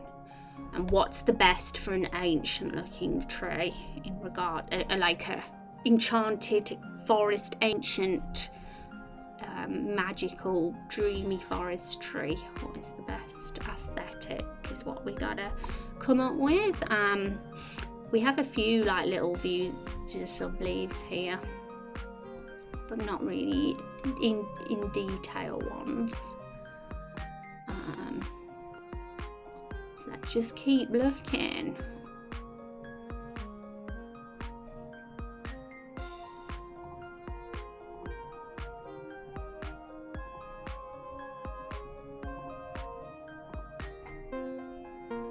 We're getting so many pictures of branches, but not the leaves.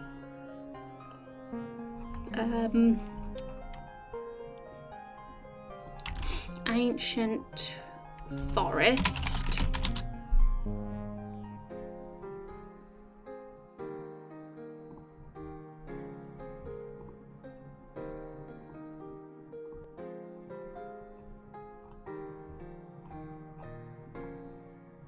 One of the descriptions we had, one of the words that you guys said was leafy. So, you know, leafy leaves, we need some cool ones that really work. And I'm still torn between, shall we go for a more gappy look, or shall we keep a more full version, like a fuller, non-visible branchy, non-gappy version? That's kind of the question now, which is why I'm looking for concept art of the theme and vibe we're going for, so we can 100% get that right look that we're after. And then we can start, you know, working on our second mood board after that, which is the pixel art style ones.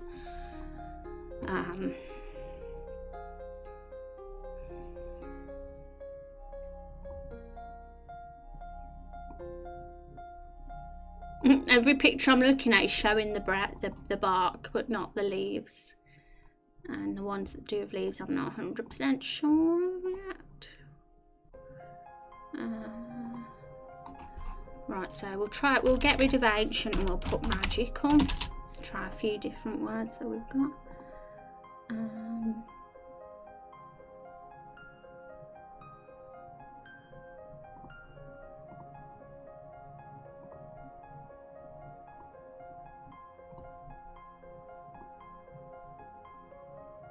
I think a lot of them that I'm seeing, they've got leaves and they've got like the green for sure, but the branches are very visible, right? You can see the branches as well. So let's put that one on. So I think that's...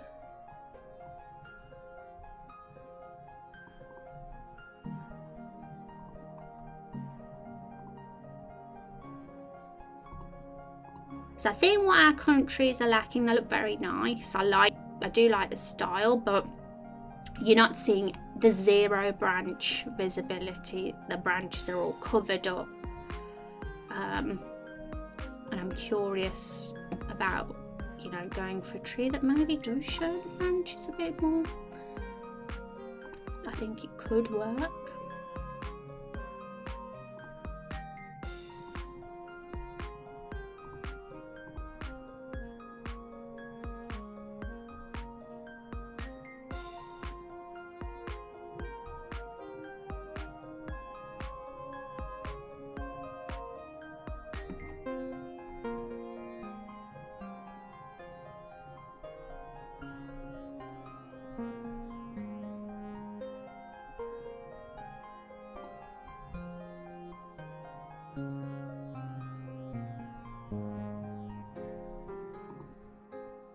I want to see a full tree, not a cropped tree though.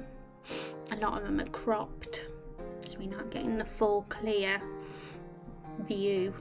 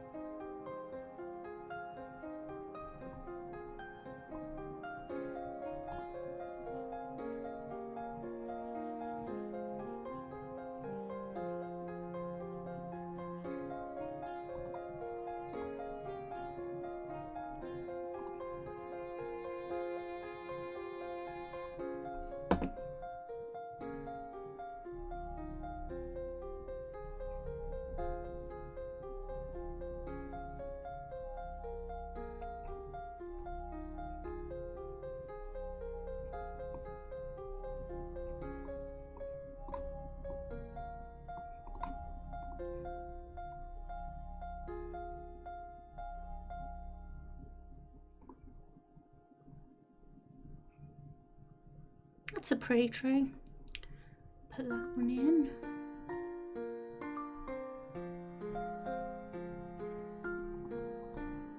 I like that you can see the branches on it, but it's still very green and leafy as well above. It's an interesting way to approach it, probably.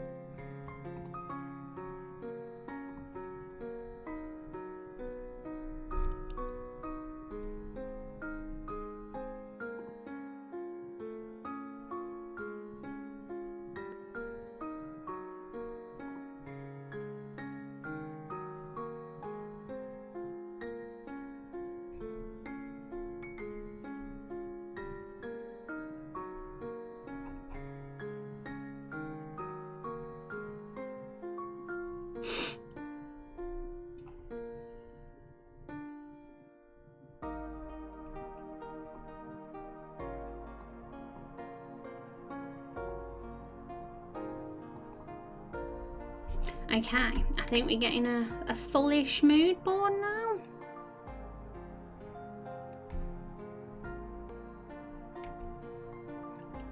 Okay, so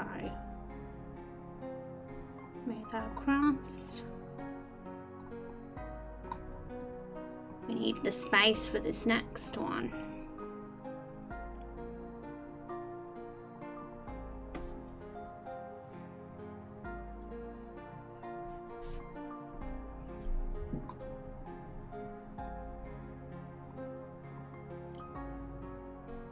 Okay, shall we look at some top-down pixel art styles now? We've got the itch marketplace up here, which is a good source to look at. We can also look at other top-down games as a sort of thing to be inspired by as well. Most of these pixel arts here are side scroller style, and you can tell because from the angle of the tray it's straight on rather than like a top down view. Some of them are a pretty pixel art style.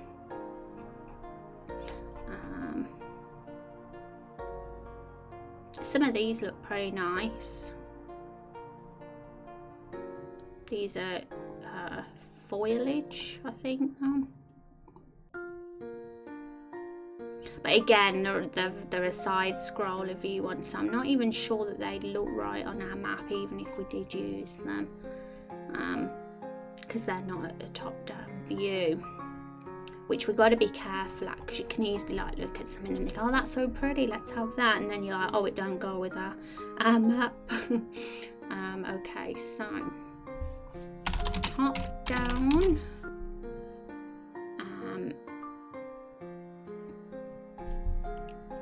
Pixel art games. Now we're really looking at, you know, games that we're in the same genre as. So let's have a look.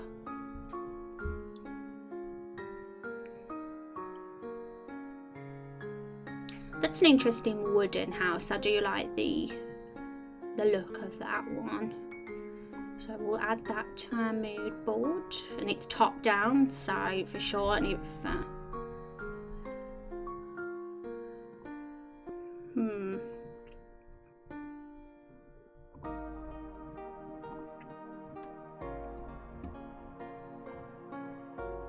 there's an actual top down Forest Village pixel art tile set being sold here as well. I do like the style, though of course I'm kind of reluctant to go for that, because I'm kind of still, you know, we're still doing the thing where we use other people's assets for the game, and we won't be changing to, because that's what this is currently, so we're kind of not changing if we do that. I really do deep down want to get it commissioned professionally, so, but I think it'll be good to have a sort of mood board that we can show to the artist or something, for things that we like the look of in the similar style. And overall, this is more simple, this one, to our current one, but I do like how they've done the buildings though. Their buildings look more detailed than our current ones. Hi Fantasia, how you doing? So good to you. Like my piggy costume, do you? Yay, thank you so much for the 41 months. That is a long time, Fantasia. I super appreciate it. Let's have some hype in chat. I'm glad you like the costume.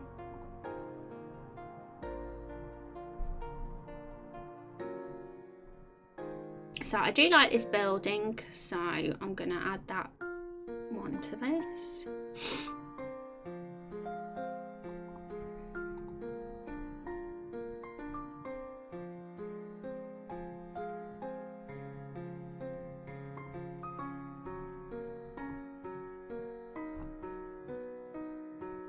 But yeah, this second mood board is more about the actual pixel art style, not the aesthetic. Like the aesthetic and theme is here, but the pixel art style is here. So it's kind of like we're trying to merge them both. We want to turn what we've got here into this pixel art style.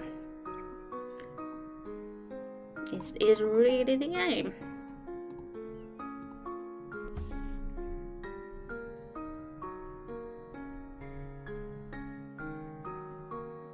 But it needs, you know, mostly it needs to look consistent with our character sprites, so I'm tempted to drag out a few of our characters on here too, so that we can make sure that they'd fit.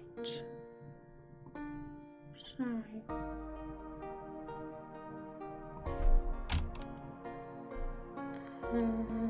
where are they? Where are our characters hiding? Carol Sprite. Here she is, Carol the Barrel.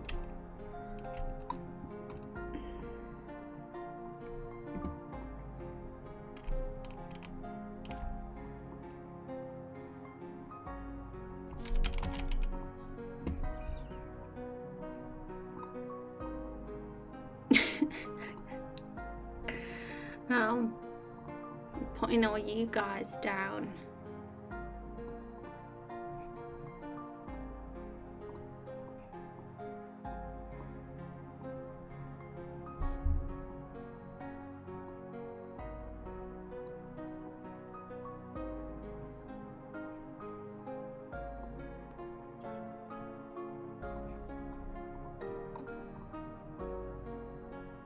I see, yes, he's there. Yes, indeed. So, I've put them there. I know Carol's is a little bit big. I don't know if I've got her proper one side, which I should do, really, because we need Carol there. So, where is Carol? She is here. So, hide that and... 64 by 64 is the size. And I'm putting them there, our actual characters, so that while we're looking for top-down pixel art styles for our new potential glow-up for the environment, that we're at least looking for some that resemble our current style of our character sprites. Because the last thing we want to do is like me get something commissioned and we're like, oh no, it doesn't go with the characters. That would be tragic. So I'm sticking them there at the sides so that we can make sure it looks like it could be from the same game.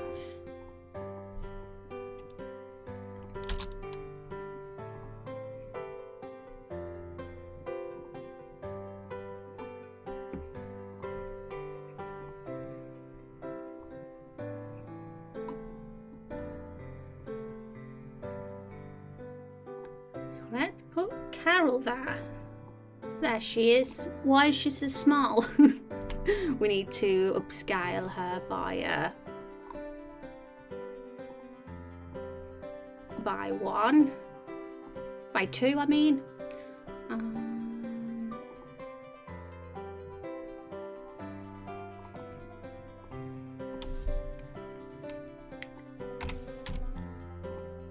There you go.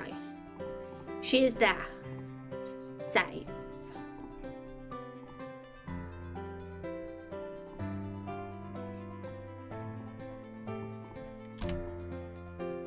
Carol the barrel.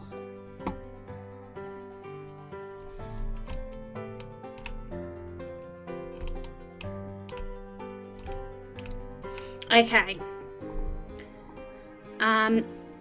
Now the RPG Maker RTP, we should get that down as well, maybe, but maybe not. Hang on, we'll think about it. I'm gonna Google top-down pixel RPG Maker now, so we can see what your standard RPG Maker game looks like. This probably is a good example, actually. All this is a bit more foresty.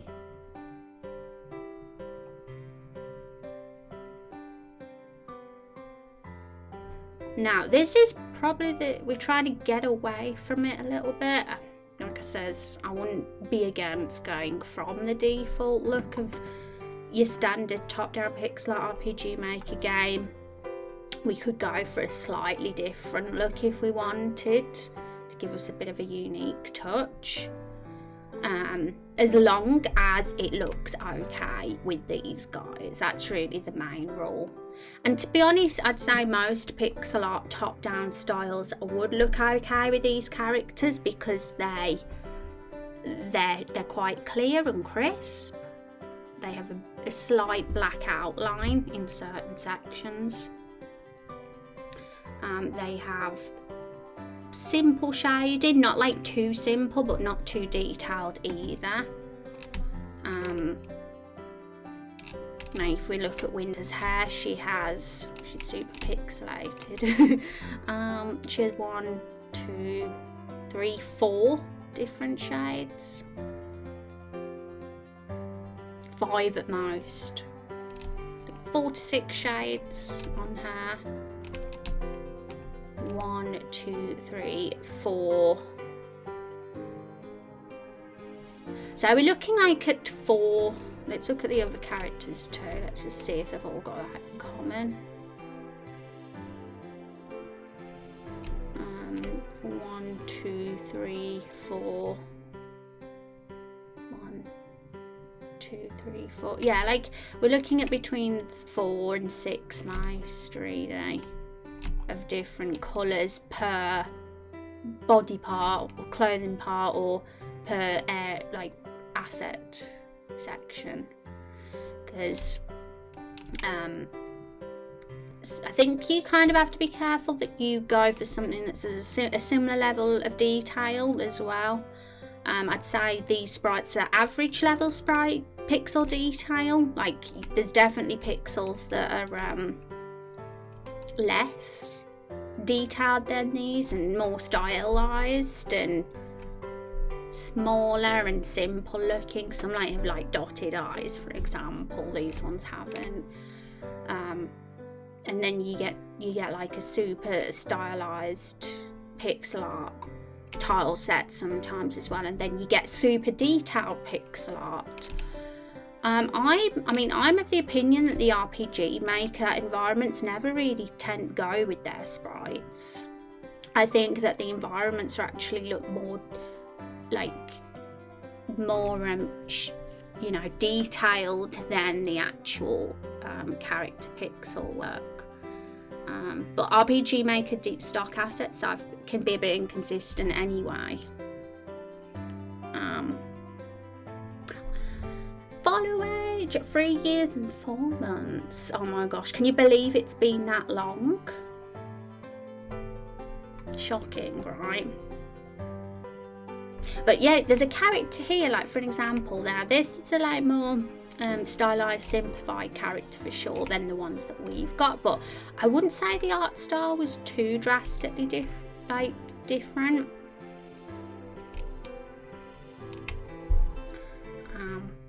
But yes, that's something to consider, that we're consistent with, because there's so many different style of pixel art you can get. Let's just put pixel art in itch out as an example and see all the different levels of detail you can get. You can get like super simple like that, which obviously isn't what ours is. Our characters have got more detail, and then you can get more detailed ones, which I'm trying to look for now as an example.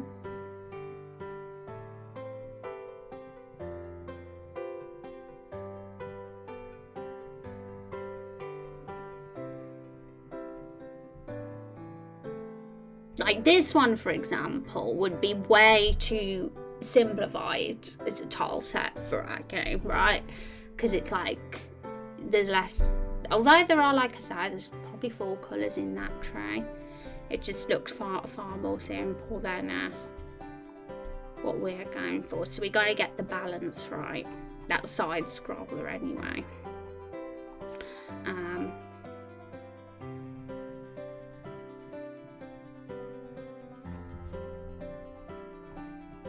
There's an artist, it's a pixel artist that I can't remember their name, but they have what I'd call absolutely beautiful pixel art that people don't dream of being able to do. I'm gonna just look at my phone and see if I've got an image on there.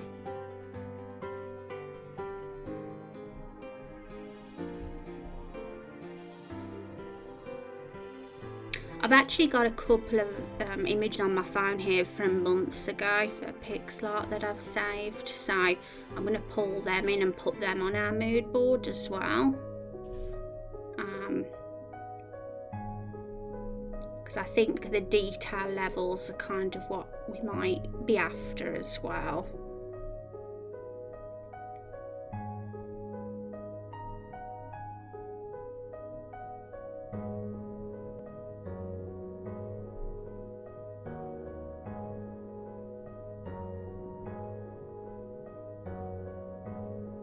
There's a couple of really nice looking side scroller style ones as well.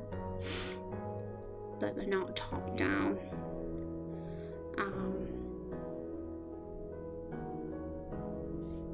So I'm just going to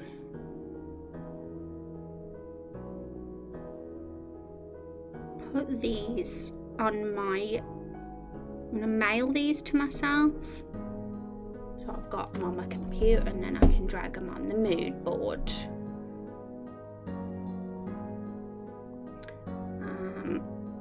Hold up for a sec. I am old while you are eternally youthful. I am. I'm forever young. I'll forever look like this. To be honest, the way I look now, I looked the same when I was 13. I haven't changed.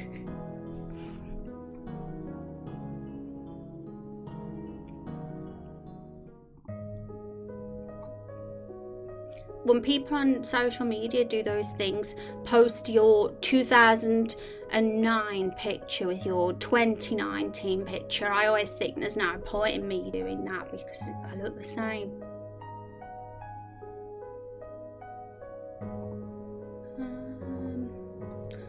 Okay, so there's a couple of different pixel art ones I got here. Some are probably a little bit more stylized than we'd want, but there's a couple that are closer, I think. So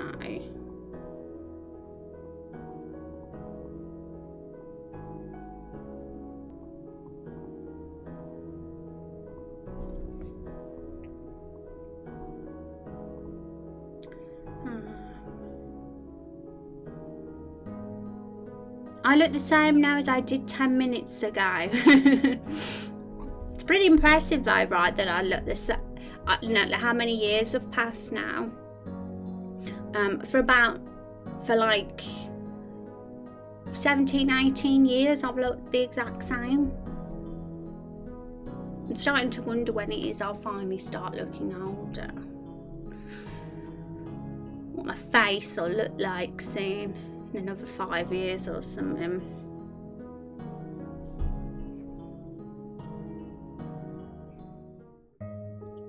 Okay, so this one's probably oh gosh, actually this one was one that actually might be okay. That one's like bloody beautiful. Now these ones are probably a touch too stylized. That one's okay maybe, but that one's probably a little bit too stylized. So let's pop these on our mood boards anyway. I think it's worth putting them on.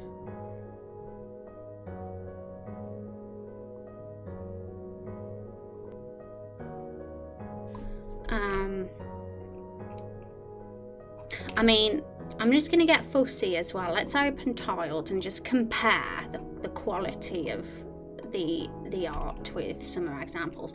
If we zoom in super close, this pixel art is not, it's like very untidy, should I say, to put it nicely.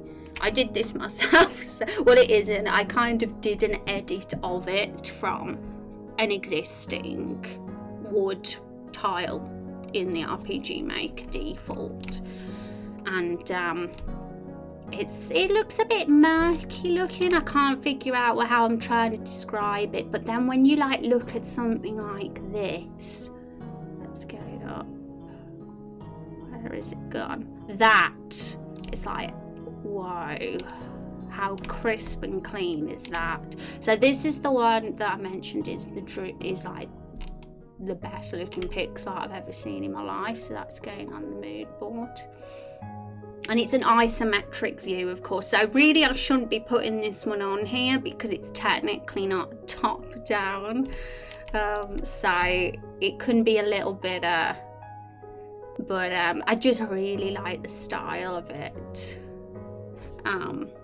Look at Rex being a smooth operator. Oh, thank you, you flatterer. Even when I'm a pig, Rex thinks I look amazing. And what were the other ones? This one looks okay. It's top down. Put that on our mood board. Oh, we're covering up our folks. Let's put this layer at the bottom. This is a very swampy looking zone, I think.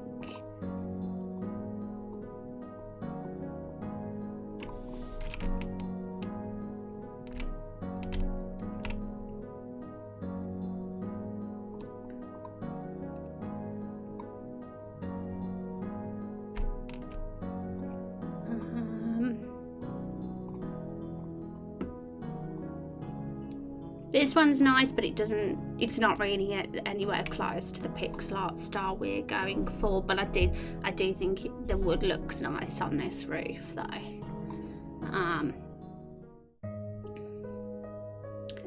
It's more of a one without outlines. I'd say out of all of them on here, I mean, this is like your standard RPG Maker style one. We need a bigger one. Oh, can we just make this one bigger? This is like how RPG Maker looks, really. Or is it? In fact, I think this is a slight change to normal looking stock RPG Maker. I was wrong. From a distance, it did look like RPG Maker, but it actually isn't, I don't think. So, let's just get RPG Maker up. I want a normal RPG Maker looking house or building. That's what I'm after. So we can see the difference in styles. That's Stardew Valley, which is also a top-down game in pixel art. I could add that to our mood board too, but I'm also kind of reluctant to copy Stardew Valley too much. I don't want us to be a Stardew Valley clone.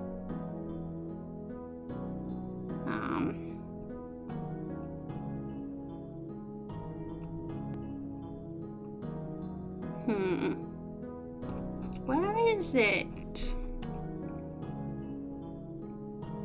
Because I know straight away it's an RPG Maker one. Like this one isn't.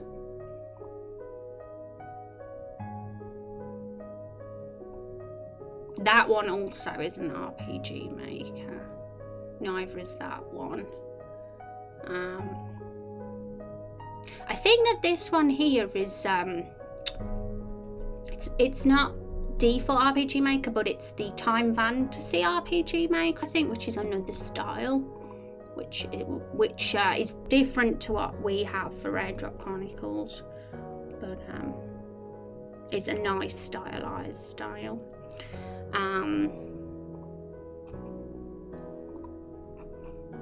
I swear I saw one then, but it's hiding from me.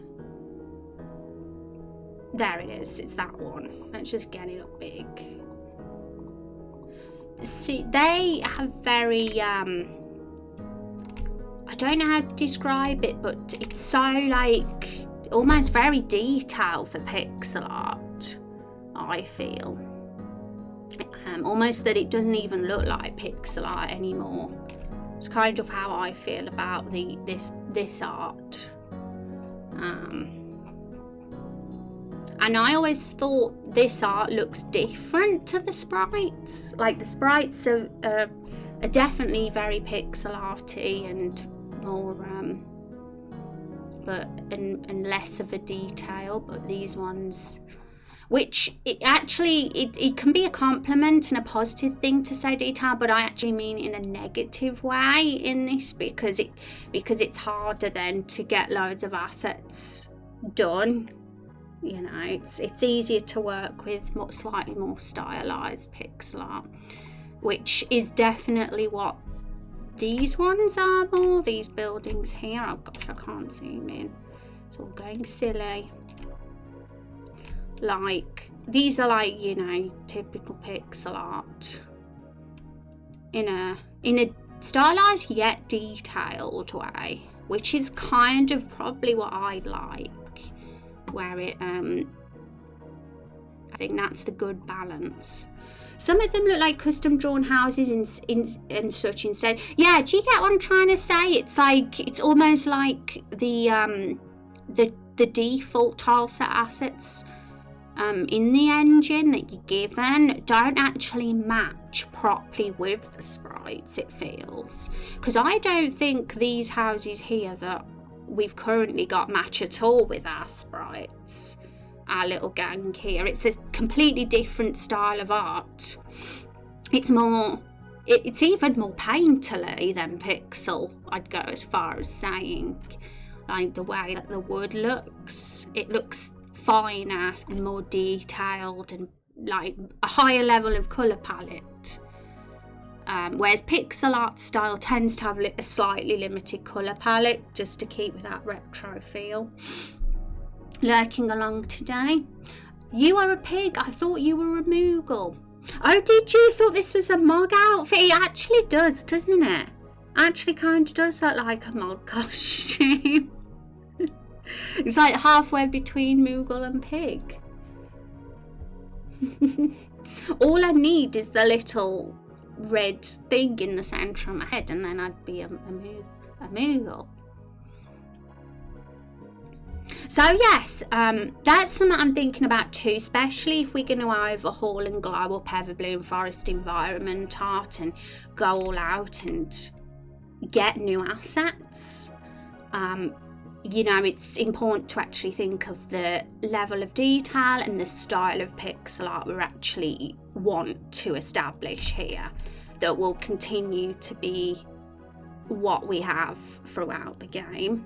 That's kind of what we want to set in stone now, because once we go and have them, they're there, we're having them then, and that's the ones we're going with.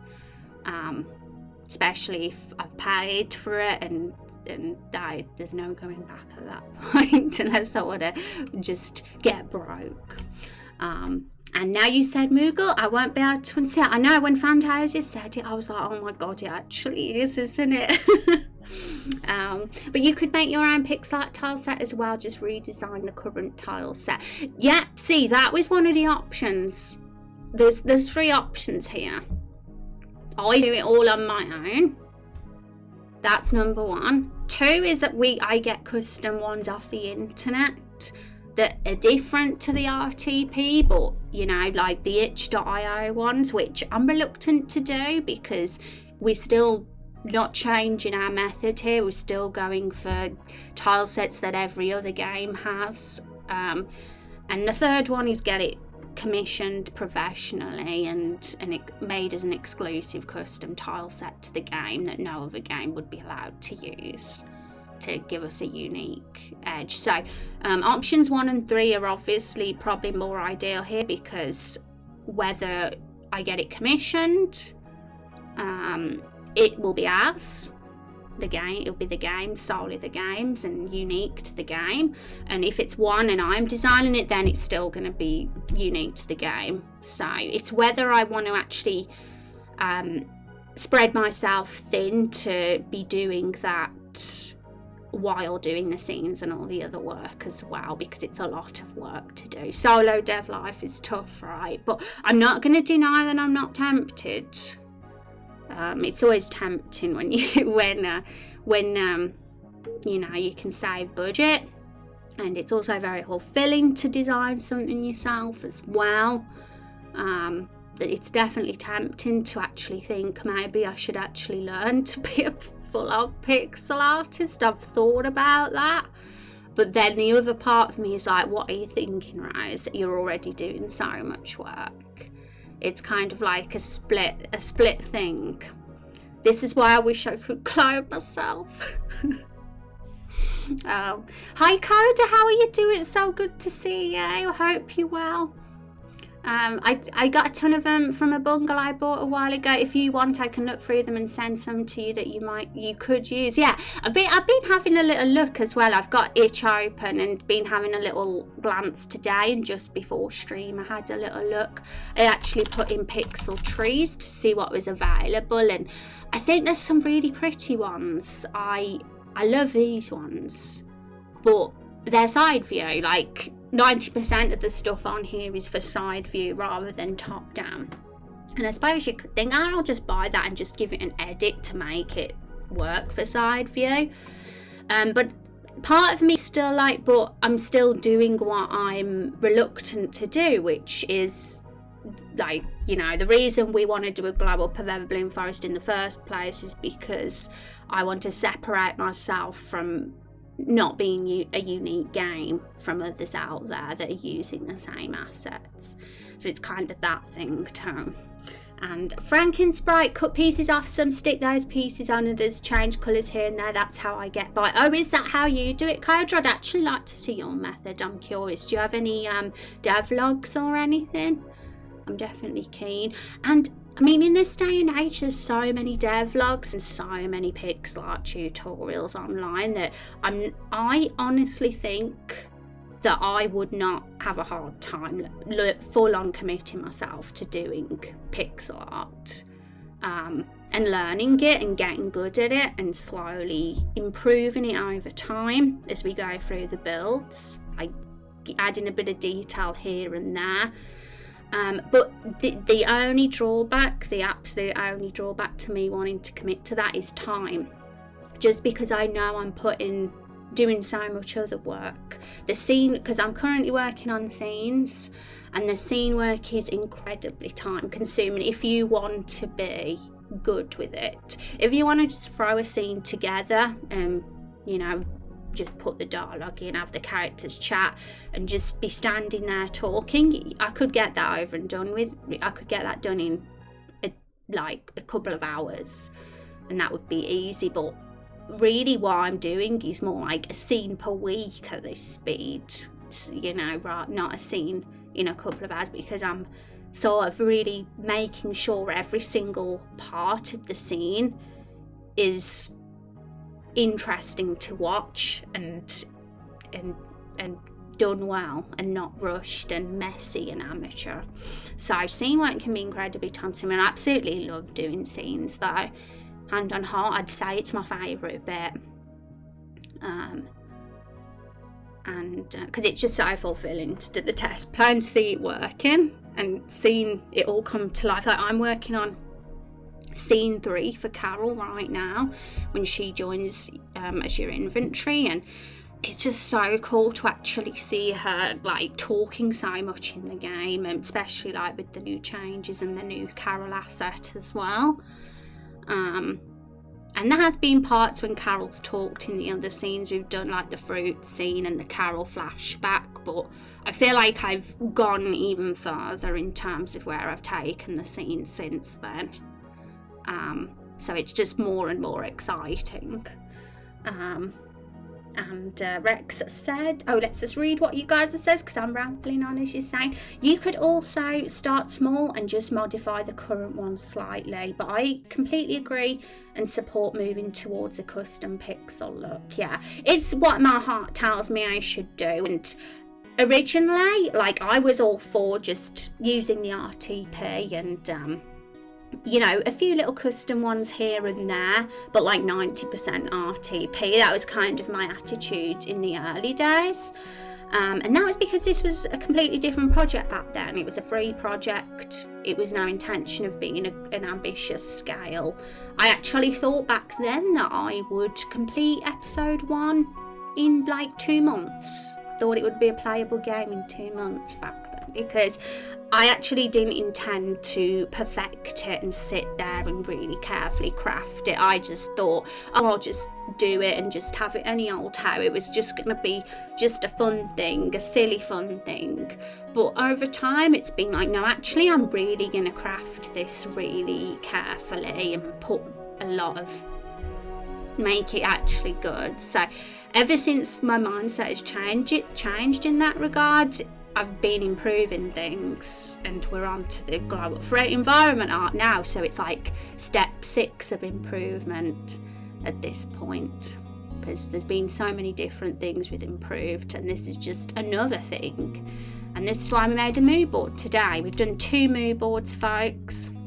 This one's like the theme and vibe mood board, like the sort of look of the setting that we're trying to get out for Everbloom. So we just got a bunch of photos and concept art that really gets the feels of the forest that we're after, and the style of the branches and how they look, the shapes of them, and things like that. It's just that enchanted, magical, very old forest vibe.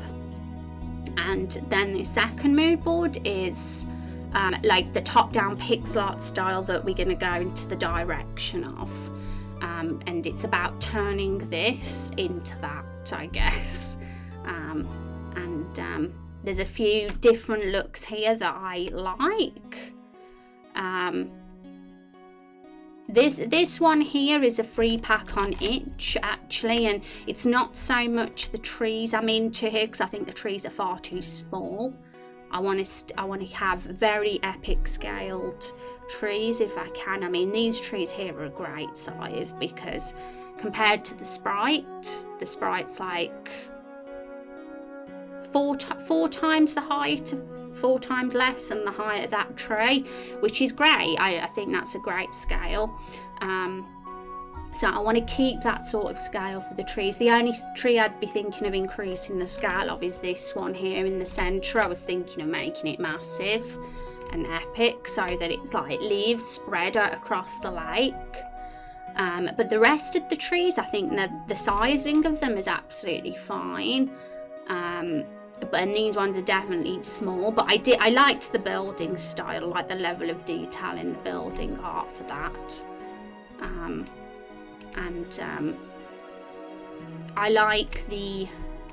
I think I like the look of this one. I think there's detail in it and lots of good shading and lighting. But at the same time, oh gosh, you can't even see it. I'm like rambling and you can't even see it. Here you go. There's lots of detail in this one, but it's also simple too, so I like that. And I also I think the black outline works, and our characters have a black outline, so something of that style could fit for our game. And same for this one. I think, you know, that one isn't too far out. The trees are a bit small, but I like the look of the building. I think the building here, for example, is better than the current building that we've got. At least that one is pixel art, right? That's kind of how I'm seeing it.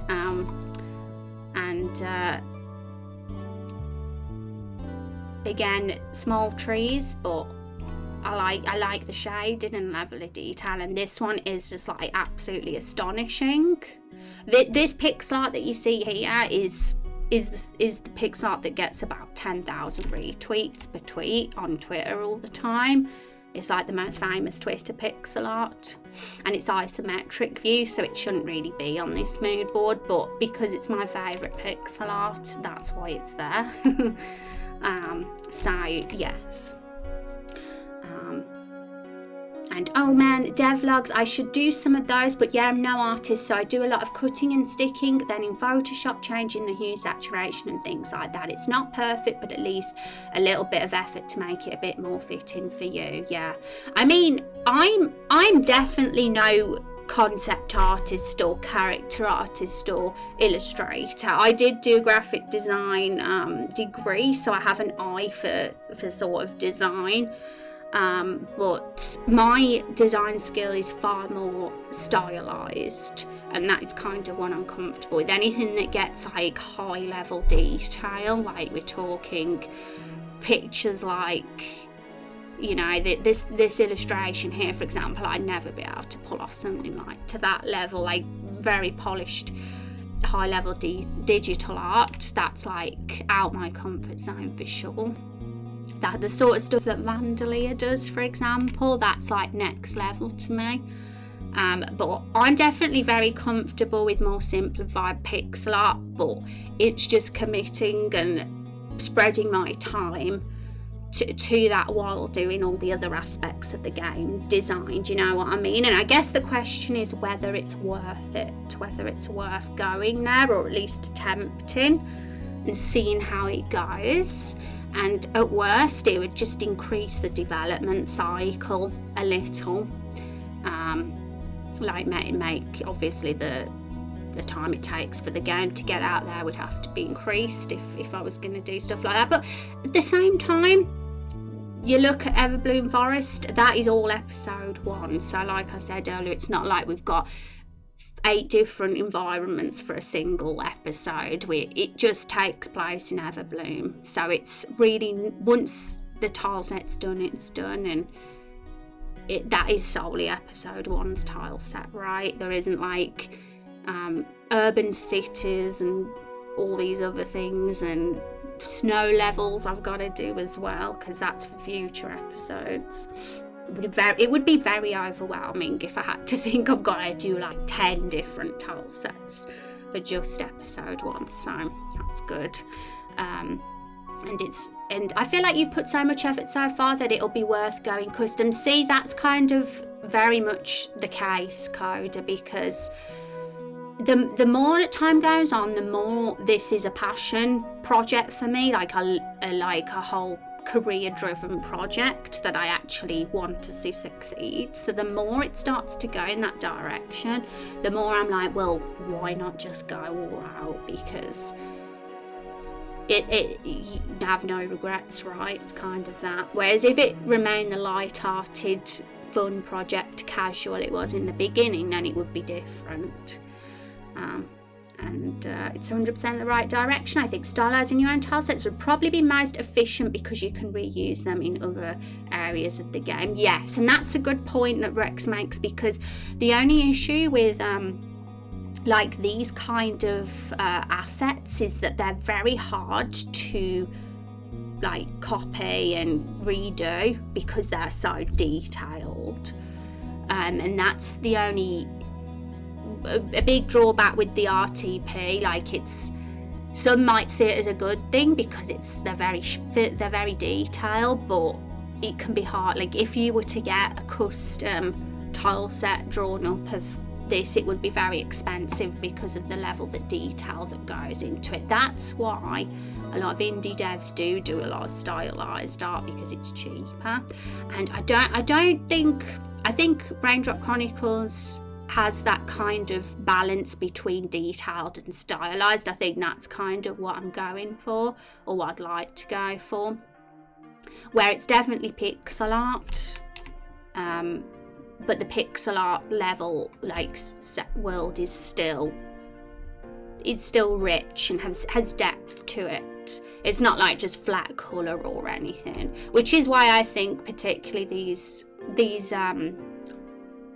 here kind of sort of the right balance, I guess. Whereas there's some pixel art that, like this one for example, which is just too stylized. It's like more flat, so just be getting that balance. And I genuinely believe it wouldn't take you too much time to load those trees into the pixel art program and start slowly customize them. Yeah, I mean, these trees, these current ones that we've got, the style of them, we might be going very different now, because we might have leaves that are more sparse, like we might have more branches more visible, and the bark might change and be more like gnarled looking and twisted. So we probably will be going in a slightly different direction with the trees in terms of the aesthetic, but the height of them and size is like what I think is fine, like the height of these trees and the width and things. If any of them are going to be larger, it'd be this one. So yes, it's definitely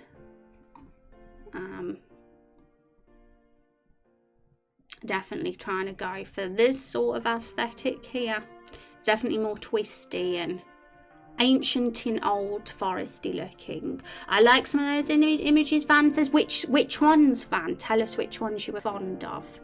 It's always good to know what you guys think looks good as well, because this is what the stream is about. That's kind of why I wanted to do a mood board stream today with you guys, because it's an opportunity for us to all talk about what we think the perfect sort of feel is and style, that we think could work best.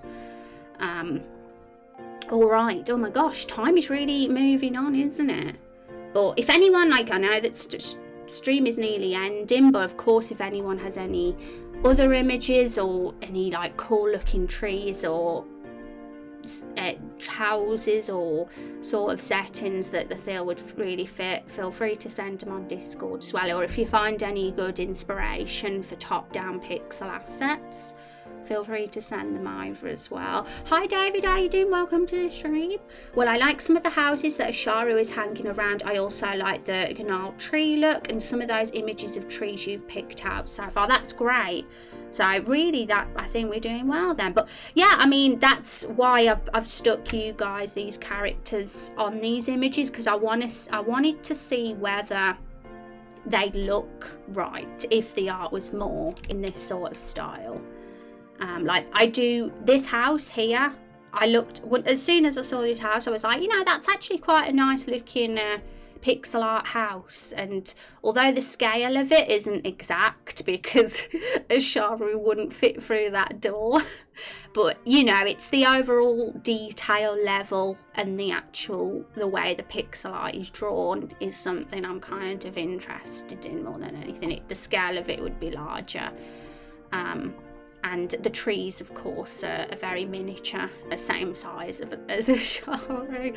But definitely just the detail level and the way the pixel art is drawn, the outlines, the way that the wood is sort of done, the way that they've got about 3 colours here, but it still looks really good and detailed is something I find really cool. Because I think I could pull off something like that if I was to do it myself.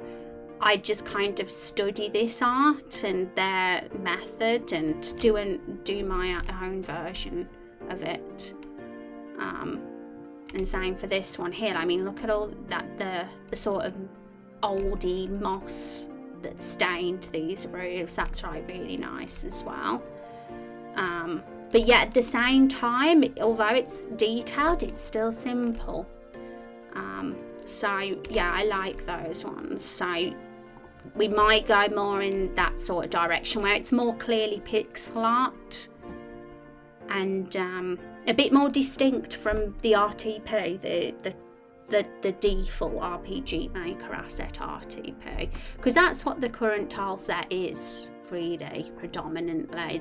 I've heavily edited some of these assets. The cliffs were edited and the water parts and the rock edges of the lake were edited by me, but overall it's still very much the main RTP. So I'm going to experiment and see what we get.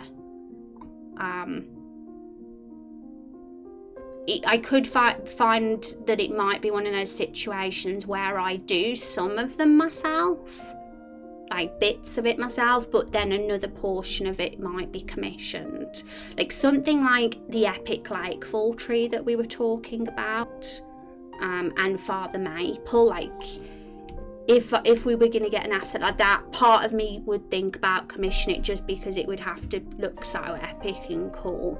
But you know, so it's kind of like a 50-50 thing where portions of it would get commissioned and portions of it I would do. The artist would just have to be in the same style, I guess, as what has been like confirmed as the style that we're going for. And what program are you coding? I use my game engine is RPG Maker, David, that I use to make my RPG, and we're just setting in a visual style for our tile set at the moment. That's what we're doing today. We're giving our current tile set a glow up. And Zexy says, it was fun hanging out today. Have a good one, Rose and chat. Yeah, thanks so much for hanging out, Zexy. It's been a good one. I'm really glad I decided to do an environment art focused stream and actually spend some time talking about that, because I do think it's an area that's been neglected, but it's very easy to neglect certain areas of the game because there's just so many aspects to game development. But it was something I noticed and something that I did want to talk about, because it's been on the cards for there to be a bit of a change there. And obviously because of that, if I do decide to spend some time on that, it will take a bit longer to get the Steam page up, of course, and that. But I'm hoping the extra time and the wait will make it more. It will make it worthwhile in the long run. That's how I'm seeing it. Like more people will be interested in the game, and you look cooler, and it'll just look better and more original and unique. So that's how I'm seeing it. The extra time and effort will be more of a payoff. And next week, just like before we head off, just telling you what we're going to be doing next week. We will be doing a world building stream of one of these things. So that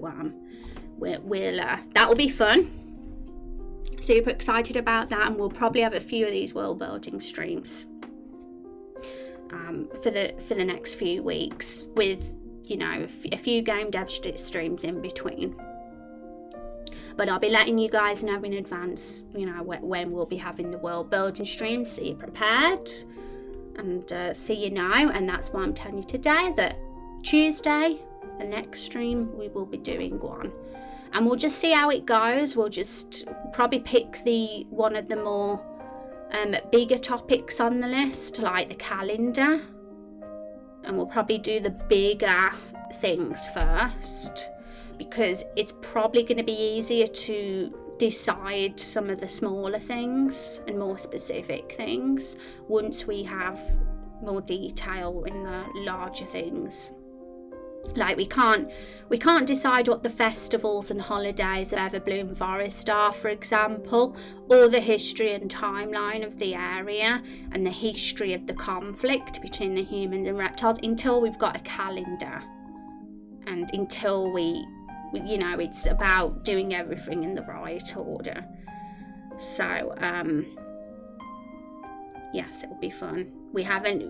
Who knows what the calendar will be, whether we'll keep it like close to Planet Earth's calendar, or completely change it, or keep it the same as Planet Earth but just change the names of the months and the seasons, because that's what Elder Scrolls do. I think they keep the same calendar as us, but they just change the names of the months and a few of those details. So we'll have chats about things like that. We'll talk about interesting ways that calendars can be structured, and we might even come up with some cool name suggestions for months and seasons, and we can start thinking about the things like the festivals and anything important to the calendar, like events, and then we'll start going into historical events and things like that. I think we'll naturally flow into that, so that will be super fun.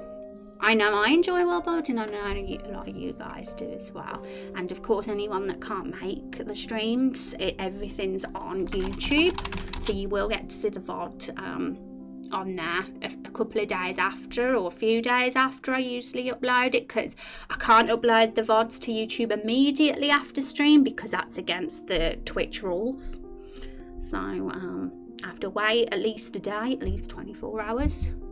But it always ends up on there eventually, like a few days later at the most. But shall we see who's online now? We'll go on Passel of who wants to do a trivia. I'll put a trivia in chat for you guys while I prepare to send over the love.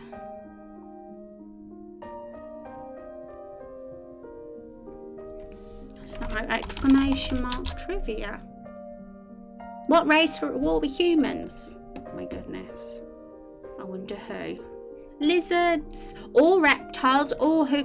That's another thing we've got to set in stone. The name of that race. Whether we're even going to call them reptiles or lizards or something else entirely. That could end up being part of our world building streams as well. At some point, probably whichever one's most relevant.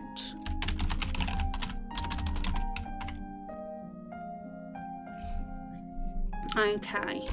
Points. There you go, Van. GG. Okay, so raiding today. I'm willing to raid someone different today. My following list is a little bit empty today. So someone either in science and technology, or someone whose chat wants to suggest, even if they're a cool person, which I'm sure there would be if you guys suggested them, and we would recommend, well, we would say that you sent us over. So feel free to drop a name. First one that gets mentioned will go there, but if not, then I'll pick someone myself.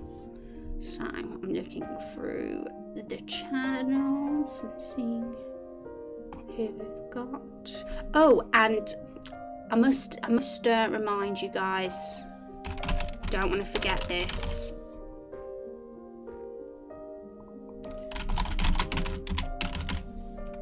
To vote to create a game development category on Twitch, folks. Yay, awesome, Matt. That'd be great. Let us know who we should raid.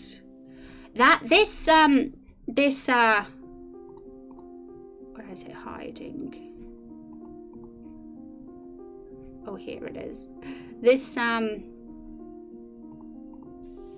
is getting loads of votes. It's like got over 2k now, so that's really promising, but we won't get our hopes up because it might never happen, but it would be great for visibility if this did exist. Science and technology is very, very a little bit messed up at the moment. It never used to be. I had a very good start in science and technology, but it's a little bit overcrowded recently, should I say. I voted the other day. Awesome.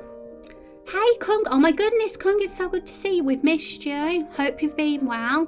You're coming in just as we're heading off, which is awesome. I'm glad that we could catch up with you before we headed off. So that's great. I'm gonna just letting everybody know who's lurking or in chat to vote on this, because it'd be so cool. And anyone who's hearing this stream would obviously like this to happen. Yeah, it's been crazy. Well, we're here for you, and we're hanging out again on Tuesday. We're doing a world building stream, so it's going to be super fun. It's more than likely going to be the calendar. That's what we'll be doing world building of first. Because I think naturally that feels like the thing that's best to do first. But I'm not 100% sure it'll be the calendar but more than likely it will be. Media molecule, extra credit, and master boot wrecker on. Okay, so who's the one with the least views on that list? We'll go whoever's the one with the least views.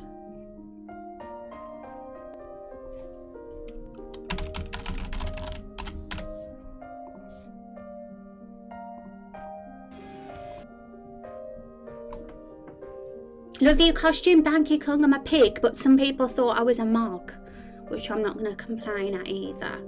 In science and tech, there are zoo streams. I need live animals. Yes, that's the problem, Van.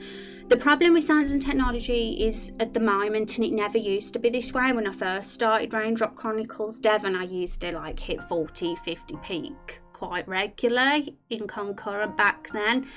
Was that it wasn't overcrowded, and I'd often be on the second row of science and technology, but now I'm probably not even in the top 10 rows, because there's a lot of like zoo cams and plant cams and things that really are not game development, and I know it's science and technology, so really anything can go in there, and that's really the problem. It's too general at this point. There's a loads of new streams coming about that are filling up that category, and it's really hard for anybody to sort of get any visibility now because of that. And zoology is arguably more of a science than game dev. Yeah, so really some could say, well, yeah, it's totally fine, and it could fit as a category. I mean, yeah, it suits enough as a category, but the problem is there's nowhere for game devs to go other than science and technology. So, you know, what can we do? But I agree, I think live animals actually needs to be a category. Alright, so we'll go to Master Boot. I think we'll go there today. So let's go say hi. Thanks to Met, we have a new person to meet. And I will see you all on Tuesday for World Building Calendar Stream. Huzzah, I'm really excited. And it'll be fun. We'll see where it goes and what we come up with. Take care, everybody, and I will see you then. Have a good weekend.